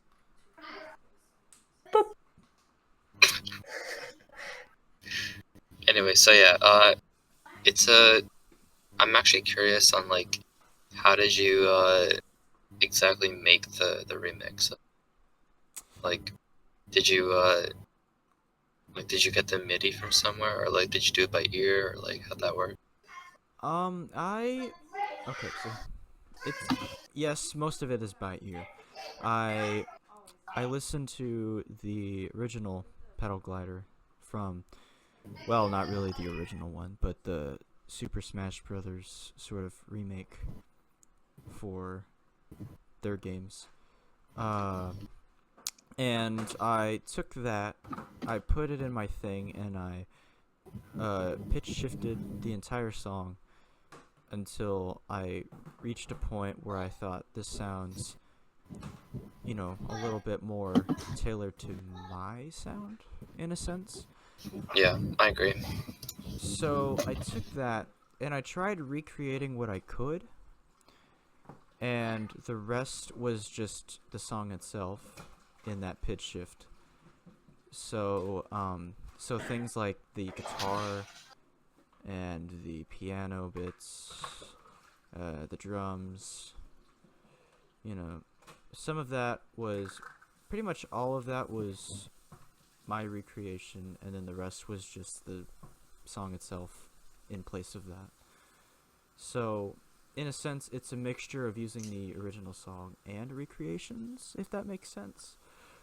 Mhm. But Okay, yeah. yeah, and then the vocal bits are also me, and then the ending and beginning are also me. All right, that's all I really had to ask about More or it. less But a remix of Pedal Glider, if anything. Epic. So yeah, thoughts? Uh, Oh, it's right. birdies at the end hurt my ears. Not gonna lie. Oh, the birds. Birds. Sorry. oh, It's okay. yeah, I think I know what you might be talking about. Yeah, I love birds, but so it's okay. I would die to hear a Oh yeah, bird, yeah. but Would your ears though? that made no sense because I've already heard a bird and I haven't died. Oh well. What am I talking about? Where are you going with this? What am I going I on? don't know. I think I've lost my marbles. Now you're starting to sound like me when I'm on a tangent. Yep. Anyways, Pedal Glider, alright song. Obviously sounds like a video gamey song. It kind of does sound like it would go with, to be honest, like a tropical beach map, or actually the first one I thought of was Coconut Mall for some reason. I'm not sure why, but yeah. That's all I can really say about it. It's just a video gamey song, and it's enjoyable-ish. So I have it as number 14 on my list. Okay. I'm not really sure where I would have it, but it's not in the top 5. So yeah, but it's a good remix. That's yeah. Alright, cool. So now for the one that reminds Zoundum of his grandma's house. Interlude. Yes. Grandma's house. Mhm. So yeah, this was a real guitar, right? What? This was a real guitar. Yes. Right. Well, I think it's quite good for an interlude, and I think I asked you this before, but it's like, is it Danish or something for interlude, or what? Welsh. It's Welsh for interlude. Welsh, right? So yeah, that's pretty cool. But in terms of the song, I really dig the guitar loop. Oh, thank you. Yeah, that's all I gotta say about it. I think it's a really good interlude, to be honest. I really love the melody in it. I like that it is actually authentic guitar. Um, I really, really enjoy the sound of it. You know, nothing complex, pretty simple. Um, I love, you know, it's not really much to say about it because it's an interlude, obviously, but it's a good addition to the album. I have it as number 7 on my list. Thought it was pretty good. All right, cool. So Yeah. home. Track number 10, I believe. Yes. No, home. Okay. Well, I don't really have much to say about this one, but Yeah, I don't I expect don't. anyone to. I mean, it's Yeah, I don't really think that it's a bad song per se. It's just I find that it takes a while to get to the point where it needs to. And yeah, it's like not to. I don't want to like trash it or whatever, but it's one of my least favorites on the album just for that reason of being a bit more boring than the others. only if you want to trash it. So yeah, that's pretty much it. Okay. I'm gonna have to agree with Adam here. It is on the bottom half of my list, and you know, it's I appreciate the effort put into it, but it's just not one that I personally can find myself listening to over again. Um, it is quite simplistic. You know, for a full-fledged song, you know, complete song, you know, it's almost a bit too simplistic. Um, so I just wish they had more variation to it. But that's not to badmouth it in any way. It's good for what it is. I just wish there was more elements added into it. I have that as number 12 on my list. Okay. Yeah, I didn't expect too much to come out of that one. I wanted to make it kind of like to throw people off because I don't know, because the first sort of quote unquote drop, there's not really a drop. With Mhm. the echoey sort of percussion build up, and then just kind of like throw people off and make it sort of this pad, this sort of atmospheric pad and whatnot, and then build it up with, trying to stack drums on each other. But yeah, and then like the last one would be like this big sort of euphoric-esque drop. That was the goal. That probably was not the end result, but that was the intention. Another thing to take away from it was Alan Moore. Remember him? Good old Mhm. pal that gave me that strike. He Yeah. his song Persuedos off of the Long-Awaited Journey album. Yeah. The very end of that, where he played the piano, that's the same melody. I listened to it and I was like, this got me. Especially with the dude crying at the end. It got me a little bit, I'm not gonna lie. Cool. So I was like, you know what, this could be something. But yeah, that's all I have to say about that. Alright. So the next one is So Focus. I'm really curious to hear your thoughts about this Well, I remember the very first idea. I don't know, like the first version of the Oh track yeah, that you that's sent right. I here. sent you that. Yeah. And it's definitely improved since then. I think you put a lot more work onto the vocals, so because that was really the only part that I think was holding it back. But I actually quite like it, and I think that we should get more vocal-based stuff because it's very neat to hear, especially switching up your style like that. So I like it. I have a couple in mind actually. So that idea is not fading away. But thank you. Yeah, no problem. Blind? Is blind dead? I'm being killed by hearing voices Yeah, we can hear of it tiny gremlin girls downstairs playing with one another. too. Oh. Not that kind of play. Oh my. Gee, man, get your head out of the gutter. Oh, it's not in a gutter. And stop playing Black Ops 2. What are you doing? I know, what That's- is that? That's not me. Who is it? That's my little brother. Your little brother uses your Xbox Live account. He does.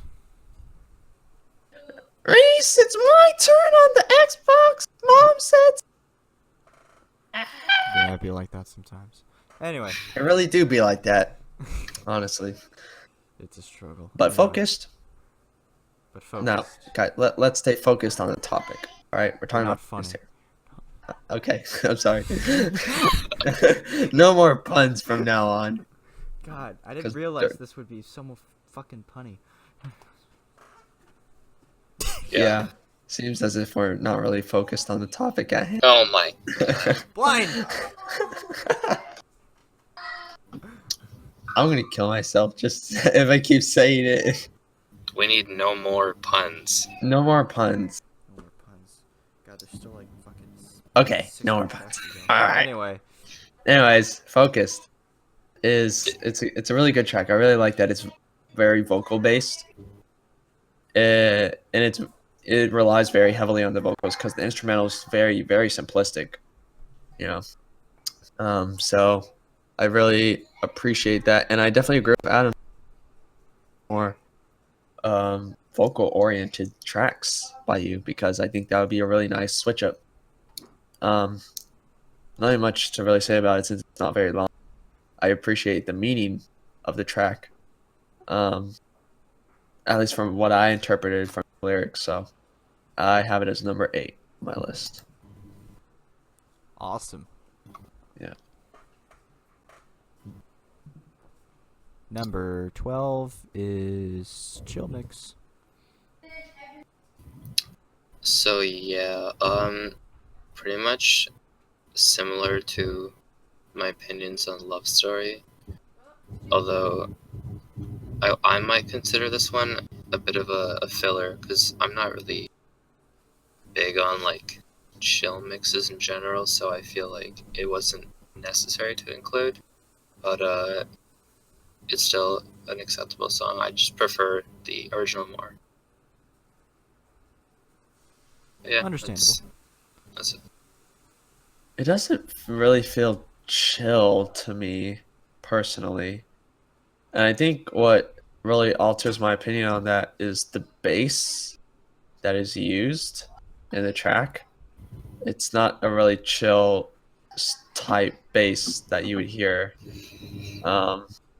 It's kind of like matches all the other bass, most of your tracks on here.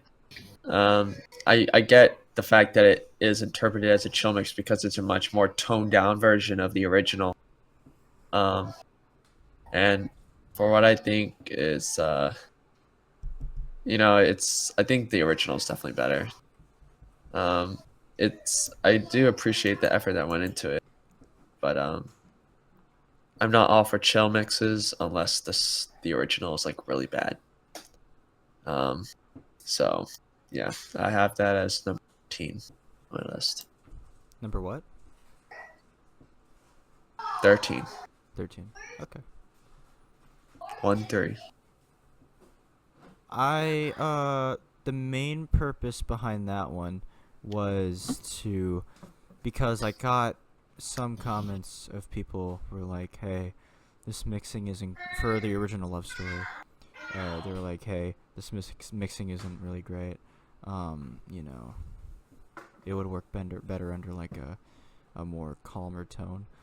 And I was like, you know what, I'll try that.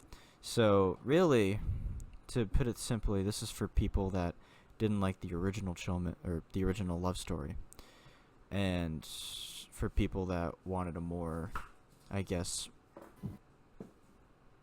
relaxing question mark version of it, rather than opposed to loud, obnoxious drum and bass type of deal. So, yeah, that's really the biggest purpose behind that, if you want to call it a purpose. Mm. Okay, that makes sense. Which brings me to Doesn't Matter. Heck yes. And Top 5. top 5. Top 5 gang gang. Alright. So, Doesn't Matter.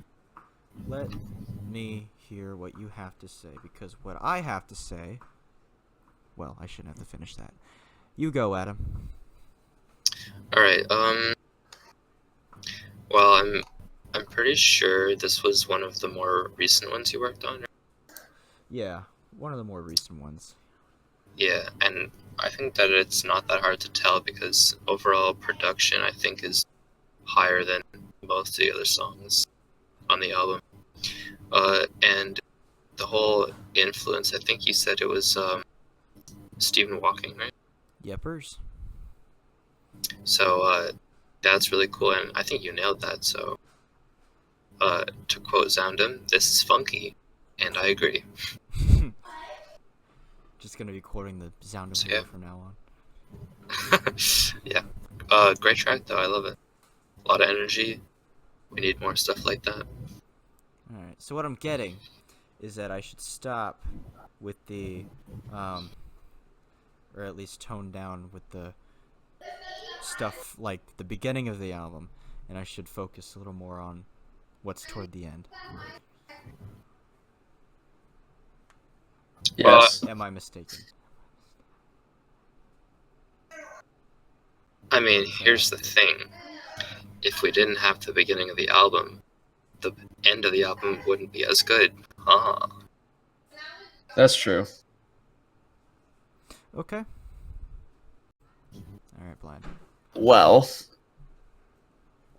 this song is freaking Bob Time. Bob Time has entered the chat whenever this song is playing. Like, I will break it down and start doing Fortnite dances whenever boy. this track comes on. I mean, it's just that good to the point where I'm going to do dances from a cringy video game. So, I mean, it's great for what it is. And production-wise, yes, it is way better. Most of the songs that we've already gone over. And I love that it is Steve Hawking based because I love his work. And I love what you did.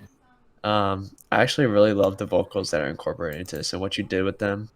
I love, the bridge you had in there, or not really a bridge, I should say verse, because and then when you use the vocals as a riser, that was a little piece in there that I actually really appreciate because I really want the atmosphere of the track.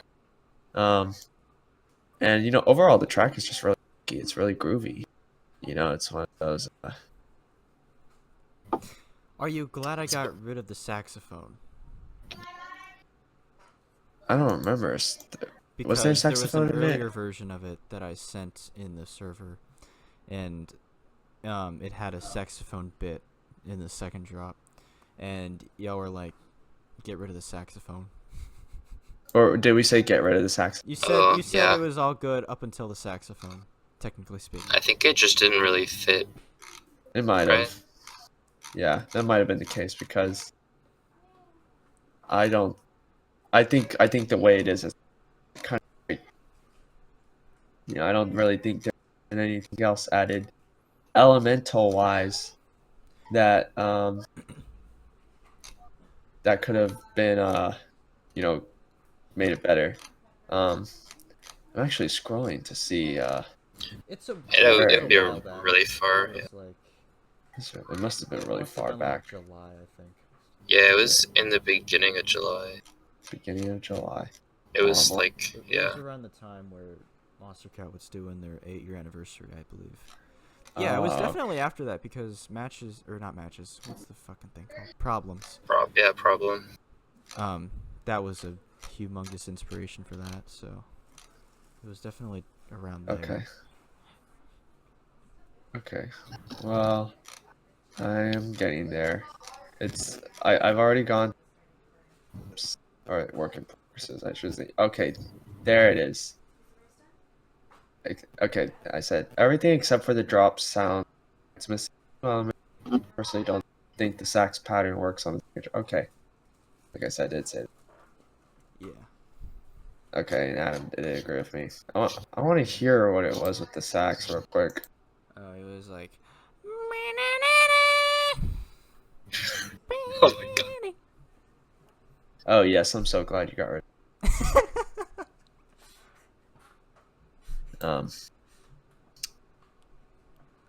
Yes, it's great. That's my number 2. Number 2. Oh, It's my number 3. Ooh. Top 5 gang. Yeah. All right. Okay. So next what's one next? is Bones. Bones, Yes. which I also had a lot of fun making. I can see why. It's up there with Crazy. But anyway, take it away. Alright, well, do you want to go first then? I think Blind really wants to talk about it, Yeah. so we'll let him go first. Yeah. I don't know why. I can't stop. Okay, I'm gonna call myself. From the intro, intro was like a little bit. It didn't catch my attention immediately. It's more when the song starts progressing into it. I'm trying to see when it's. I think it's like the first drop section, 116. I really love the melody in the back, the saw melody, along with the bass pattern. I think it goes really well, and the percussion beat that just kind of completes all of it. I thought it was really mellow, really chill, and then that little other second melody you introduced, like the high flute. I thought that was excellent. All the elements are perfect, and then you just switched it up like that. You just pulled that on me, and I was like, "Oh, I'm thinking in my head now. What is this? Why is this? Oh my gosh! And what is this flute melody that's playing in a track that I am so oddly aroused by?" And it's like, God, like I'm just getting into it, and I just can't stop bopping my head. And then you just add more melodies and elements into it as it's progressing, and it just none of them sound bad. It's just all complete. The piano, the saws, and I can go on. I can go on and on and on and just talk about this song because I, honest to God, think it is your best piece of work. Really? Best piece of work Really? you have Wow. created. I'm going to go as far to say that it is a great song. Love, and I think really what influenced that is that I love beat switches in music. I really love it because it depends. It really depends on its execution. It may work, it may not. This definitely worked. You went from mellow to, ooh, let's get into it. All right, we're going faster now. All right, try to keep up. Now we're gonna get into it, get in the grind. All right, that kind of thing. That is what made me fall in love with this track, and that is why I'm proud to say that it is number 1 on my list and the best song on your album. Okay. Adam? I'm finished with my rant. Well, sadly, I would not say it's number 1. In fact, it's not actually on my top 5. So, I think it's you not just bad by killed any means. David. So, You literally just gave him a seizure just by saying that. He needs a medical evac now. I just feel like it's kind of like home in the fact that it takes a while to get to the good stuff. And when I say the good stuff, I mean like it's good stuff, but it takes a while to get there. So that's why it doesn't crack my top 5. But it's still quite a good song. But yeah, Blind, are you Blind alive? is dead. Shit, we killed him. Yep, I You think fucking so. killed him. Blind. Well, my top 2 are 2 really good songs, so it's gonna be really hard to beat those. Blind. We're not speaking. Oh my. Okay. We're no longer on speaking terms. I'm just kidding. It's okay. I respect your opinion, but also not at the same time. But also I do. I'm It's really divided on this. It's probably like 8. I'm guessing 7 or 8.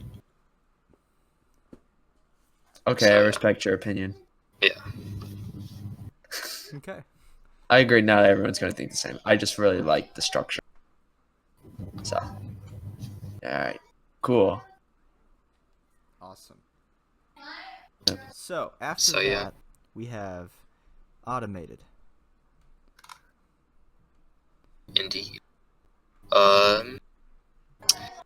So was I guess, or was it a Res inspiration at all?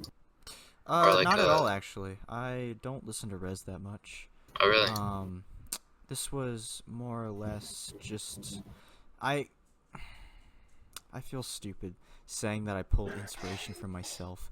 But but that makes me sound like such an asshole.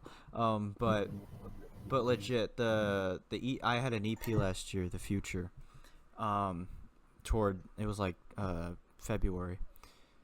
And I just kind of thought of that, and I was like, I feel like making like a futuristic type of kind of glitch hop mid-tempo sort of thing. That was really I guess you can thank Morai Sakai for inspiration on that idea as well, because that's kind of what that EP was, the variant in 7 Minutes Dead. Oh yeah. That's I really like that actually. So yeah, those two together just kind of, that's how Automated was born. So thoughts, opinions, Adam, I think that you were talking. Yeah, sure. So generally I'm a fan of like the heavier side of things, so I would lean towards this. However, it doesn't crack my top 5, so that kind of reveals that the last 2 are my 1 and 2. But anyway, it's just out of the top 5, and personally, for something like a song of this style, I would have liked to see it go a bit crazier, like potentially a second drop that's just like absolutely nuts, but it's still a very good song. Okay. Blind? Yeah, that's all I gotta say. Epic.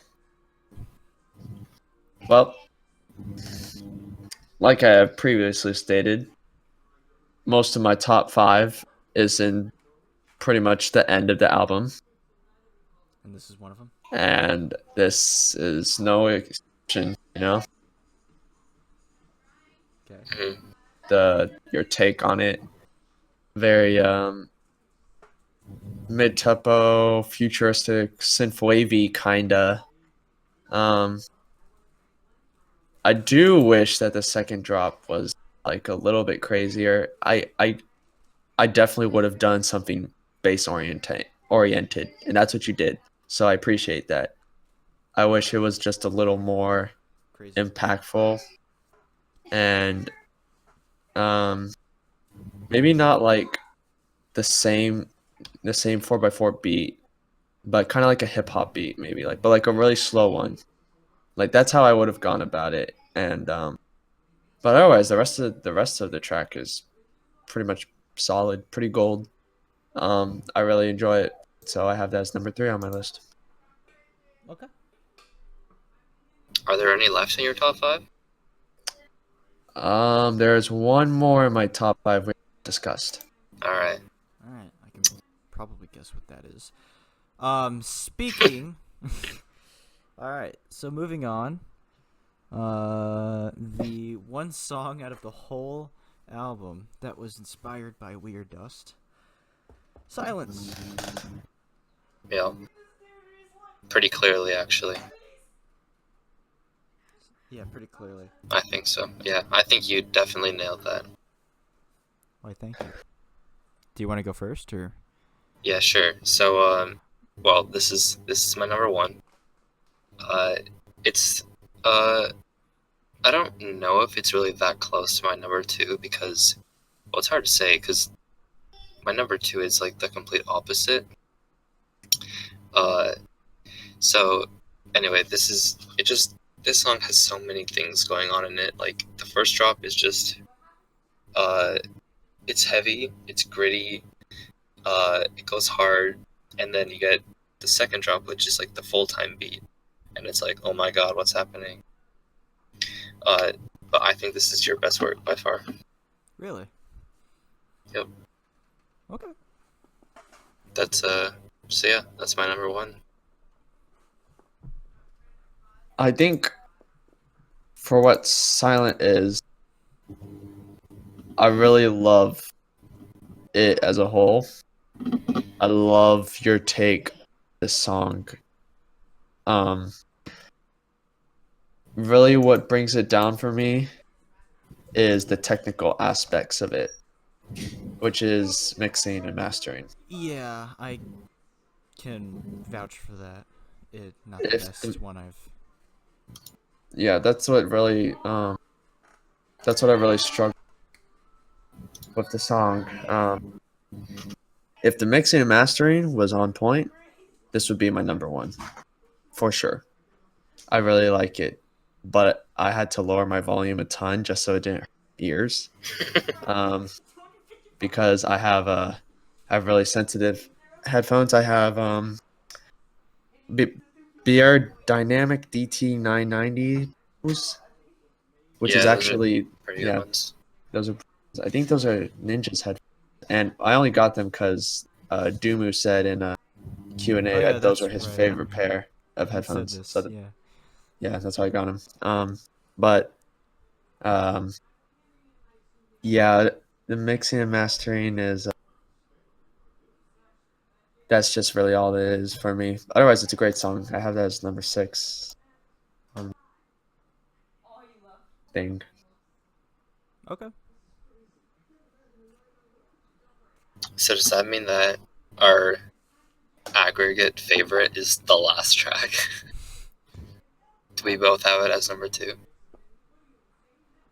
I'll be right back. Oh, All right. okay. So I'll start, I guess. All right. Unless you have anything to add about that. I. Oh God. I wish I had. The better. Hey guys, I will be right back. I have to move to a different room. Okay. But I will be right back. So just talk about whatever until I get back. It will be Okay. like a minute, I swear. Okay. All right, Okay, cool. sure. Sounds good. Good. It better be good. Yes. Anyway, so yeah, I should have probably spent a little more time on it before I had it just kind of shipped out because even I'm not really like satisfied 100% with the song. I definitely could have done a little bit more mastering and stuff. I mean, that's the thing though. Like, when is the point that you stop? Right. Right, there's always a point where you can keep improving, and that's really what I kind of went for to a certain extent. What? No, that wasn't. Oh, we hear ourselves now. Oh. Can you hear? Yeah. I can hear myself too. Oh boy. Can I hear me? Okay, I can't hear me, but Adam can hear himself, I guess. Yeah, what's with that? What the hell? Oh, Boom. Okay. Um. So yeah, I could have done Alright, better on cool. that one.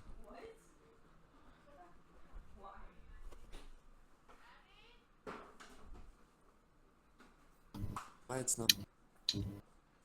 No, well, the audio's not transferring to my headphones. So you got speaker, but it's lower. yeah, we're on the last one anyway. Yeah, it should be fine. It's okay. The struggle's real, I getcha. So, number 17, No More. Yes. I have things to say about this, but I want to hear what y'all have to say. Okay, A lot of things to I'll say. get it over with then. So, this was my number 2, and it's quite different from Silence, which is like this heavy thing, but No More is like this triumphant, happy. At least the second half is like that, but that's the reason why it's number 2, because of the, I guess, quote unquote drop. Yeah. Out of the 3 that you posted in the Discord, I think this was definitely the one to go with. The other 2 were they would have worked, but this one's just like, yes, perfect. This was incredible. I love the synths are just going, the little plucks and the bells and stuff at the end. It's great, and the end of the song with like the I don't know, like the cassette thing or whatever, where it just like clicks, reminded me of the Sequence EP. So, big fan of that. Yeah. Alright. It on my list. It's I really loved it and appreciated it as a outro. You know, every element to it, it was great. I didn't have time to listen to the 3 songs that you posted, so I kind of trusted Adam's judgment on this and hoped he picked something good. And I guess he did because it paid off. I really liked it. I- you know, that's all I can really say about it. It was a really great outro. I think it, you know, kind of was an homage to everything the album was about, kind of in a nutshell. So, yeah, it's in my top 5. All I have to say is, you know, this album is pretty great. Alright, cool. So, I have a few notes to add. Like Adam mentioned just now, this was one of the 3 outros that I sent in our little Discord server. And yeah, I asked them because I really couldn't decide, you know, hey, which one do you think would work better as an outro? I had 2 other ones set in mind.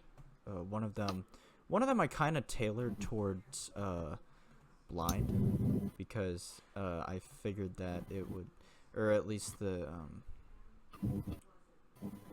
yeah, like something I can't talk today. Something that I felt like Blind would enjoy. The more euphoric one that I posted on there. And then there's the one with the roads that I just kind of jotted down. Yeah. I'll have to listen to them later. Yeah, to you'll see know what I'm I talking would've about picked. when you listen to them. Okay. But yeah, so yeah, I really couldn't decide because I felt like all of them were decent ways to end it, but yeah. And the reason I was questioning No More being on it was because I also had lyrics written down for it that I wasn't sure if I wanted to record or not. They were they were more or less just kind of like a rough draft, if anything. Mm. They weren't really finalized or Yeah, yeah. revised. So I just kind of went with the instrumental for this one. I plan on releasing one with the vocals sometime in the near future. Because I feel like with the vocals, it's a little more impactful. But Yeah, I'd be down to hear that. yeah, That'd be really cool. yeah, I'll have to work on that sometime soon. But yeah, it's that. Yeah, that's really the biggest thing that that's Yeah. yeah, that's that. I feel like with outros, it's very dependent on how your instrumental is, Yeah, based on where that determines vocals are good for. I'll give you two examples.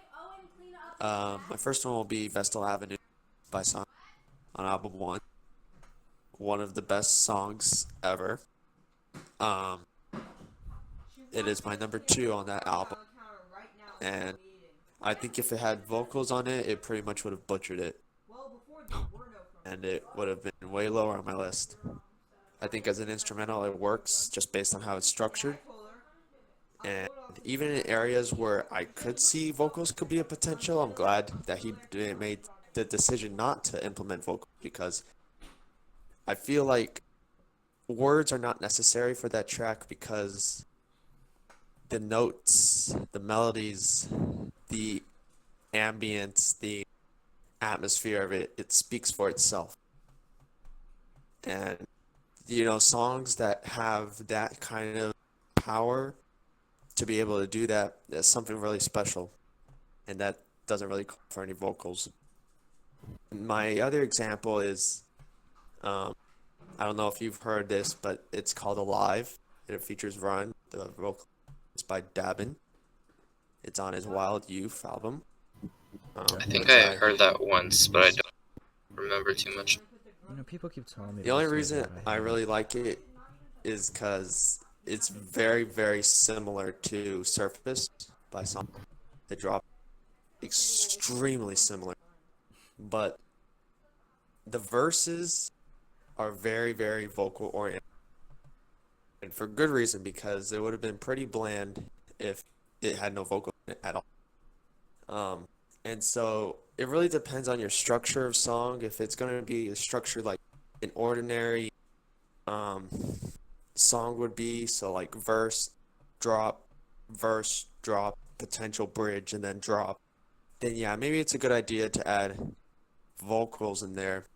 But if it's going to be your own unique structure, how you make it to be, and if it really has no areas for words to get muddled in the way, that'll make it too complex. And really, when it doesn't need to be, then that's really when I think that outros really speak for themselves, and you get to decide what the meaning is. You know, that's my take on it, though. I think it with no more. I think it was a good move not to put vocals, but that's my personal. Yeah. Okay. I could say it both ways, but yeah. Your point is valid. Yeah. Cool. So you want to do an overall album rating? Yeah. Yeah. Sure. I'll let you start. Adam. Okay. Well, the good songs, definitely, I think Soundham said this similar. They definitely cancel out some of the weaker ones. So I would be confident giving it an 8. An 8. Yeah, Overall? 8. Okay. Yep. Yeah. I definitely enjoyed the end rather than the beginning. There were a couple good ones in the beginning, but the end is really where it was at peak for the album. Okay. That's what I really appreciate about this album. It kind of accounted for some of the songs that I liked less than those ones. It's funny you say Overall, that because those are the songs that I doubted the most. I don't which know. ones? The ones towards the end? Yes, the automated and um, silence and just those doesn't matter. And those songs, I'm telling you, those ones are the best ones. Well, I hear that It's now. that's I think the reason for that is because My taste in music it's sucks. no, no, don't ever think it's a new direction. If those songs were of recent production, which it seems like some of them are, then it's Most a of new them are. direction for you.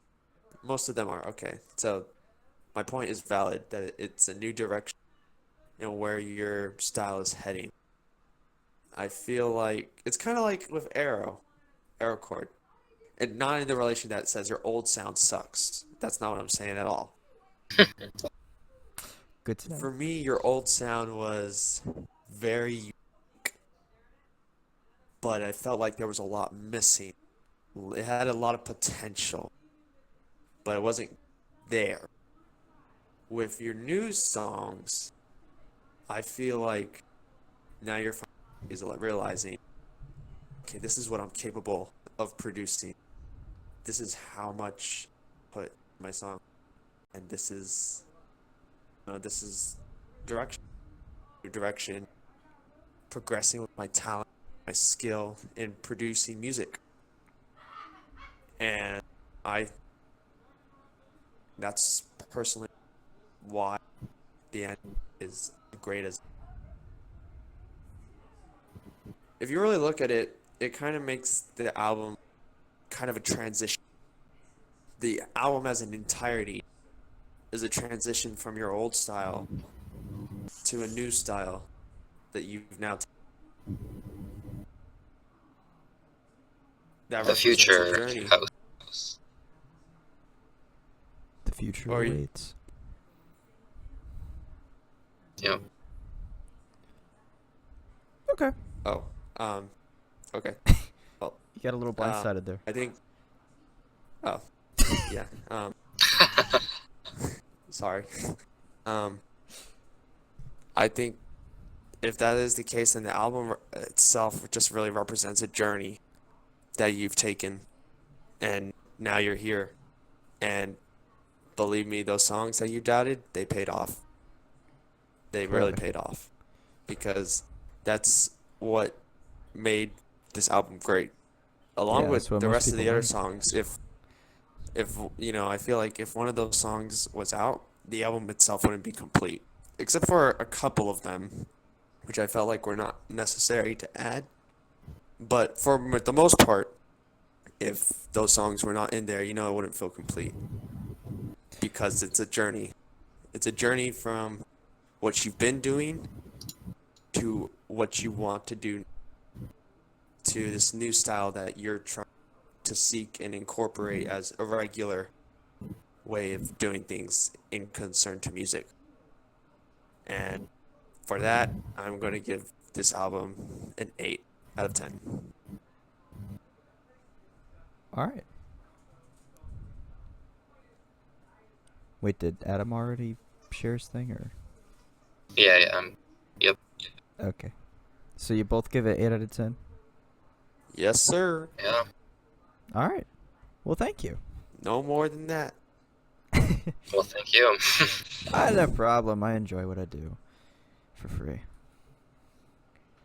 I like how you two. That's another you know thing. what, I don't maybe get I paid should. to Maybe do I this, so shouldn't this just is more say of it. a hobby. I probably should one of these days, so I can fucking live. Yep. But you know what? So far, Just gotta keep Yeah. being focused on what you're doing. Oh boy. You guys didn't even realize the last one I said no more. And, Yeah, I said a no more pun earlier. I don't know if you guys got that. oh, I didn't hear that. Yeah, it was a while ago. Whatever. I made a blindsided pun. I'm an idiot. Yeah.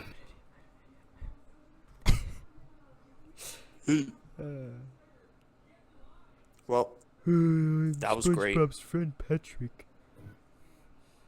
I'm also known as the voice of Sans. Sans from Undertale.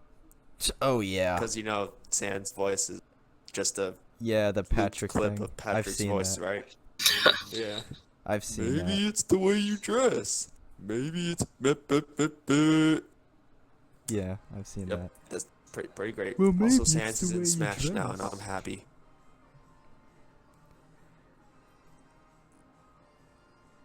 So, we talked about what we wanted to talk. Yeah. We did. We actually got it done. We actually got Yep. it done, yeah.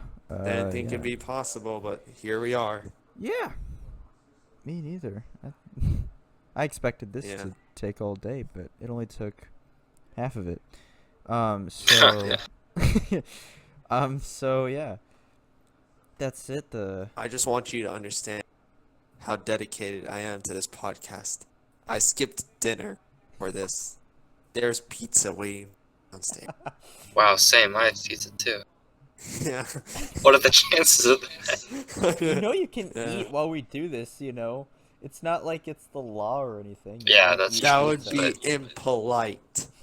Okay, but I don't mind. I eat shit on the podcast sometimes. Podcast. Not literally, but you get what I'm Pod- saying. That would be gross. Yes. Alright, cool. So, do So, we have yeah. anything else to talk about, or should we just end it here? Unless y'all have something that you want to talk about. Like if The there's only a- thing I have on my mind is potentially having a public Discord server, but that's it's not Oh, yeah. really up to me. That's another thing I should mention. For those of you out there who are interested in joining like a TVR server, because we were talking about that for a little while, of just having like the public server for my channel and stuff, so that people could, you know, just talk on there, Yeah. and stuff. You know, let me know, because I'm happy to do that if that's what y'all want. And I think it's also good to get out there if anyone is interested in joining the podcast. It would be really cool to have more opinions on here about certain Yeah, that's Yeah, true. too. exactly. us three the whole entire. You know, so if there's, So if anyone is interested, just let Zoro know. yeah, let me know, Pretty sure. and, you know, we'll talk it out. Yep. I'm hoping my boy John is, you know, willing, because he's been, Yeah, he's been a- pretty active in the comments. yeah, he's pretty active. You know, he's pretty cool. So, you know, I wouldn't mind him joining on the podcast one of these days. So yeah, so, you know, if you want, you know, a public Discord server dedicated to my thingamajigs, then let me know. Jigs. Is that a word? My what did he say? My instrumental Doohickey. doohickeys. Yeah. Instrumental doohickey. Sorry, Zoundum. I know we bullied you a lot in this video, but for real, it was a decent video. We're sorry. Yeah, we're sorry. It was. You know, all jokes. You know. I rate his video a 5 out of 10. 5 out of 10. It was solid. It reminded me of shit I would do back in 2013. Yep. Yeah, I would do this dumb shit. It was great. That's I'm great. not calling his review dumb or anything. I'm just, you know, I'm just saying the way I did it. Not directly, at least. Just, it was cool. It was a good review. Yeah, it was an interesting review. You know, I like that you It was opened entertaining. I like that you opened the Discord chat, our private conversations, out to That was everyone. great. That was my favorite just part. putting their deep. You know, just show DMs. Like that's Imagine if something was in there that you wouldn't have wanted anyone else to see. right. Pretty It's like bad. if I sent him something that I didn't want the world to see, and then he was just like, "Oh, YouTube channel." Bloop. Yep. Now the world knows. Like I mean, he had like 23, I think, subscribers, so it's not the end of the world, but yeah. yeah, like if I But told him 23 about people my know what next it's in album your coming next DMs. year. Oh, sorry. Anyway, so yeah. Good videos, Zound. Well, the only thing I have on my mind is that I have a track coming soon. Finally. Whoa. Oh. After like forever. Yeah, I You know. Where the I haven't fuck have you released been? anything since early February. I've kind of been on a hiatus. Yeah. But I got some. It's the start of my album, finally, which I will be releasing late this year or early next year. Okay. It is called Much Love, and Much love. it is my baby. It is basically my baby. I have spent more time with this album than any other music project I've done before. Damn. And perfecting it in every single way I can has been really stressful, but I think the result in the end is going to pay off. And so I am releasing my first single off of it, which is called She's Gone, in a few weeks. All And right. I hope, Hype. you will be, receive it positively. Yeah, I'm excited to listen to it. Yeah, me too, man. It's been a while. I'm just, every song on that album means a lot to me, as a very special, and so it's kind of weird releasing it to the public because those meanings are very personal to me, but I feel like I want to share what I've been feeling and what I've been thinking to people and allow them to experience the emotion they feel from those tracks. So yeah, just be looking out for that soon. Okay. Great. Yeah, I can't wait Just for it, kinda- man. Thanks. I'm just kind of plugging in self-advertisement in your podcast, but that's cool. Hey. You do what you can do. Yep. All right. So we're done then. Yeah, that's everything. Yeah, that's right, that's well- about everything, I believe. Yep. So now I yeah, gotta look go. out next week, Dumu EP.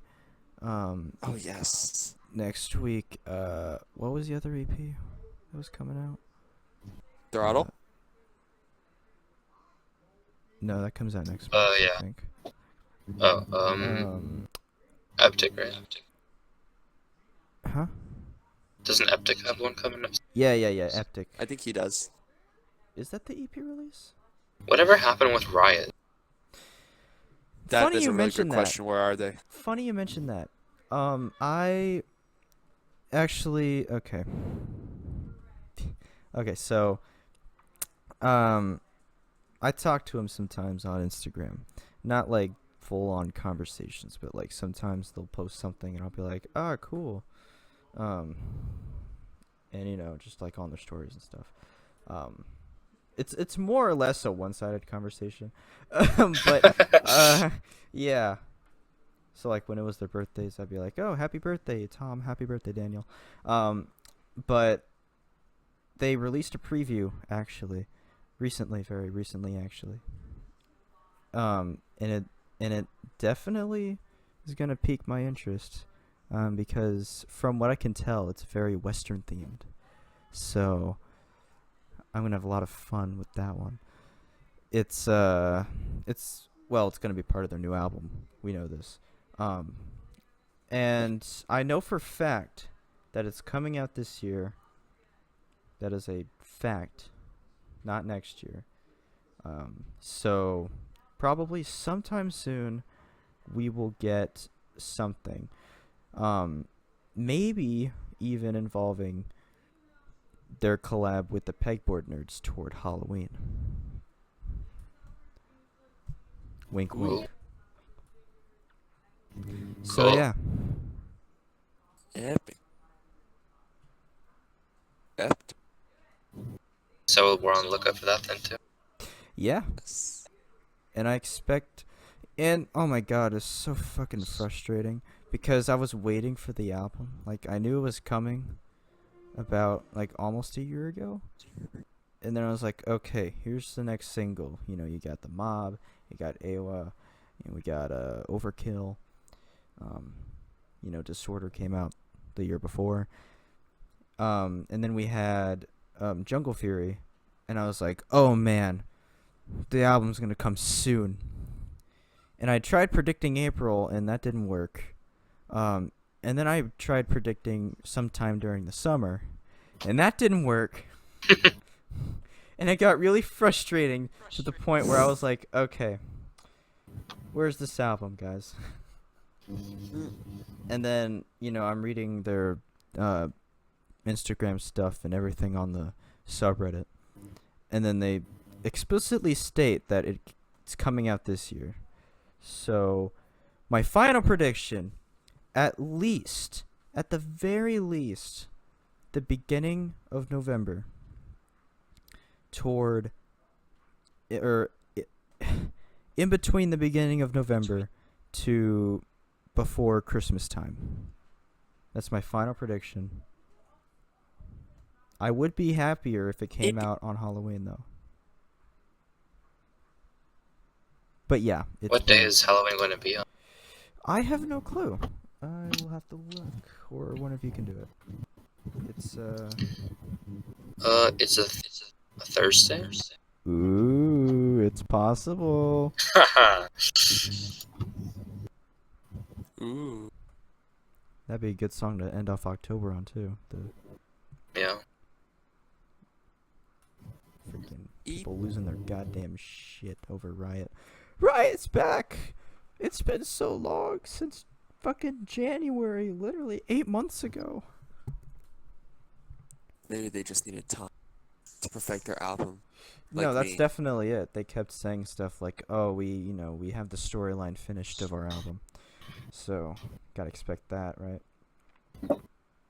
Yep. So I'm loving it. That's cool. Yeah, I like that they're taking their time. You know, it gives me more respect for them, more than I already have. It's really a good thing to spend time on something like that, especially if you really care about it. Especially if it's your debut album. Like, if you're making albums, make it freaking great. Speaking of which, Speaking of albums, Speaking of albums, next week, a week from now, actually, is the 1 year anniversary album 1.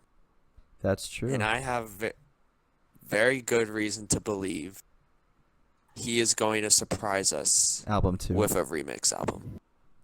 Oh. I have very good reason.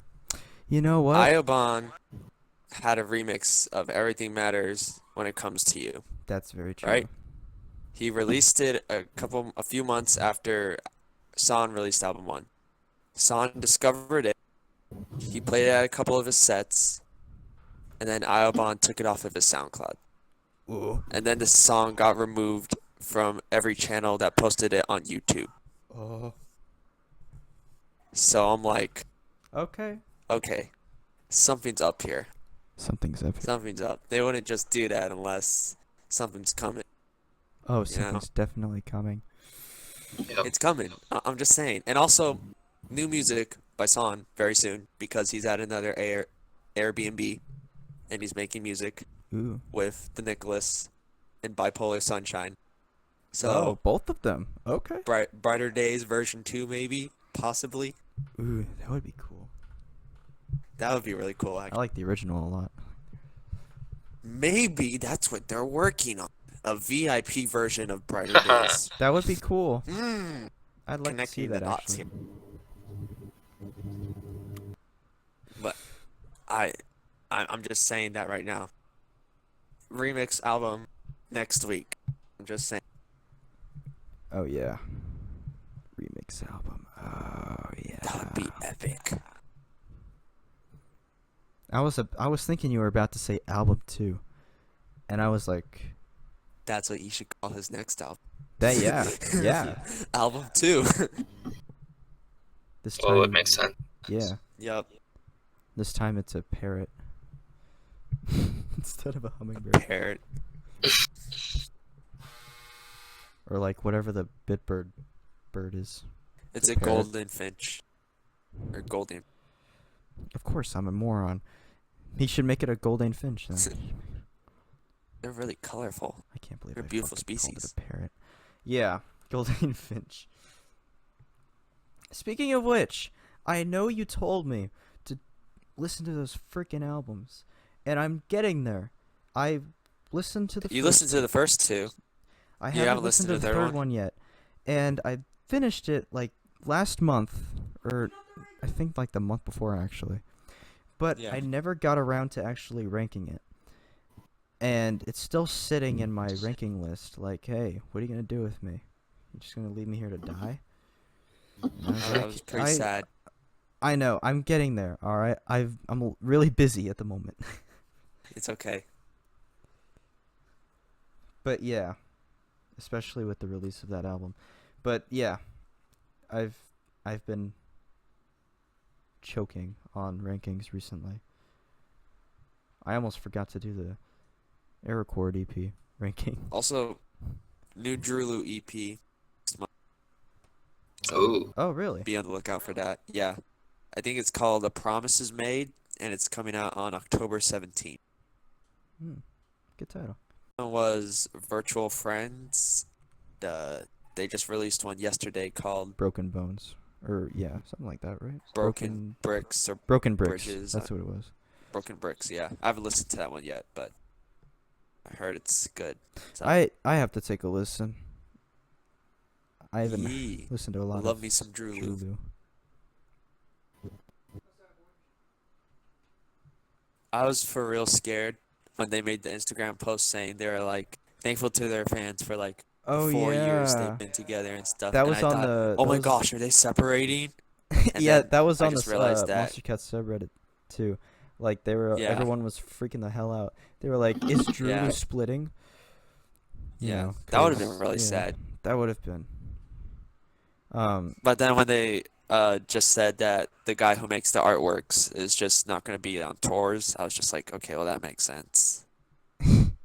And I love the way they worded it too. They were just like, "We will spend more," you know, whatever the fuck they said. They said something along the lines of, you know, our journey will never end or whatever.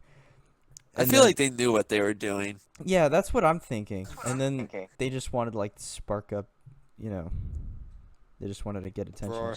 And then they were like, "Oh, the artwork guy is gone." Or whatever. And then and then everyone was like, "Oh, okay, they're not splitting." Good to know. Yeah. Great wording, Drulu. Yeah. But yeah, it was pretty Yup. dumb. Fucking making everyone think they're split. Yeah. I can't think of any more future releases Yeah, for Bitbird or for Monster Cat, but me neither. that's well, I already said my prediction for the remix album next week. I hope it happens. Hope it happens. I wouldn't be So- surprised if it did. Well, either it gets released next week or he makes he an announces it. announcement of a release on the anniversary, Yeah. which I think would make more sense actually. But we'll see. Yeah. That'd be pretty cool though. Anyways, this has, but I think we must go or start. I second that. All All right. right. Well, this has been really fun, guys. Yeah. Yeah. This is fun. Appreciate- This is fun. Why can't we do this weekly like we used to? Because we all have our busy days. Yes. I'm busy with things. I agree. And I run the stupid channel, and I make the stupid music, and I attend stupid school. Yeah. Stupid school. Stupid school. We all have lives, Well, basically. Yeah, Stupid. we all have lives, basically. Yeah. But this was really fun. I'm looking forward to the next one. Huh? Yeah, definitely. Wait, what'd you say? Yep. All right. Well, I'm gonna go. So Wait, what'd you I will say? see you guys later. He was just saying he wants to do it again sometime. Oh, okay. Yeah, we definitely Yep. should. Yep. Yes. All right. All right. I'll See you I'll try and guys. put this up as soon as I can. All right. Cool. Long Yep. podcasts like these are always a All right. bitch to edit, but you know what? It's worth it. Now you have like over 2 hours of content. Yeah. Like, I really do. I I think have this almost is the 3 longest hours, podcast actually. we've done. I think this is so, the yeah. longest podcast we've done. We talked Oh, yeah, about for sure. like, an album, and then like 2 weeks, and then the previews, and then whatever else we had to say. But yeah, this is gonna be Yeah. a pain in the ass to edit. But you know what? Oh yeah, and to render too. Like, And Jesus to Christ, render, I don't holy even know crap. how long that's gonna take. That's always the worst. I mean, you could split it in half and do Monster Cat and then your album. I could if I You really could, yeah, wanted to. you could do that. I could if I wanted to. All right, But do well, I want to? Now I'm gonna take off for real. All right. So I'll Okay. see Yeah. you guys later. All right. See you later. Yeah. I'm probably gonna head off shortly as well. Yeah, I got stuff to do too. So this was fun though. Yeah. All right. Awesome. Oh. I'll see you later then. Yep. See ya. Yeah. See ya. And then there was one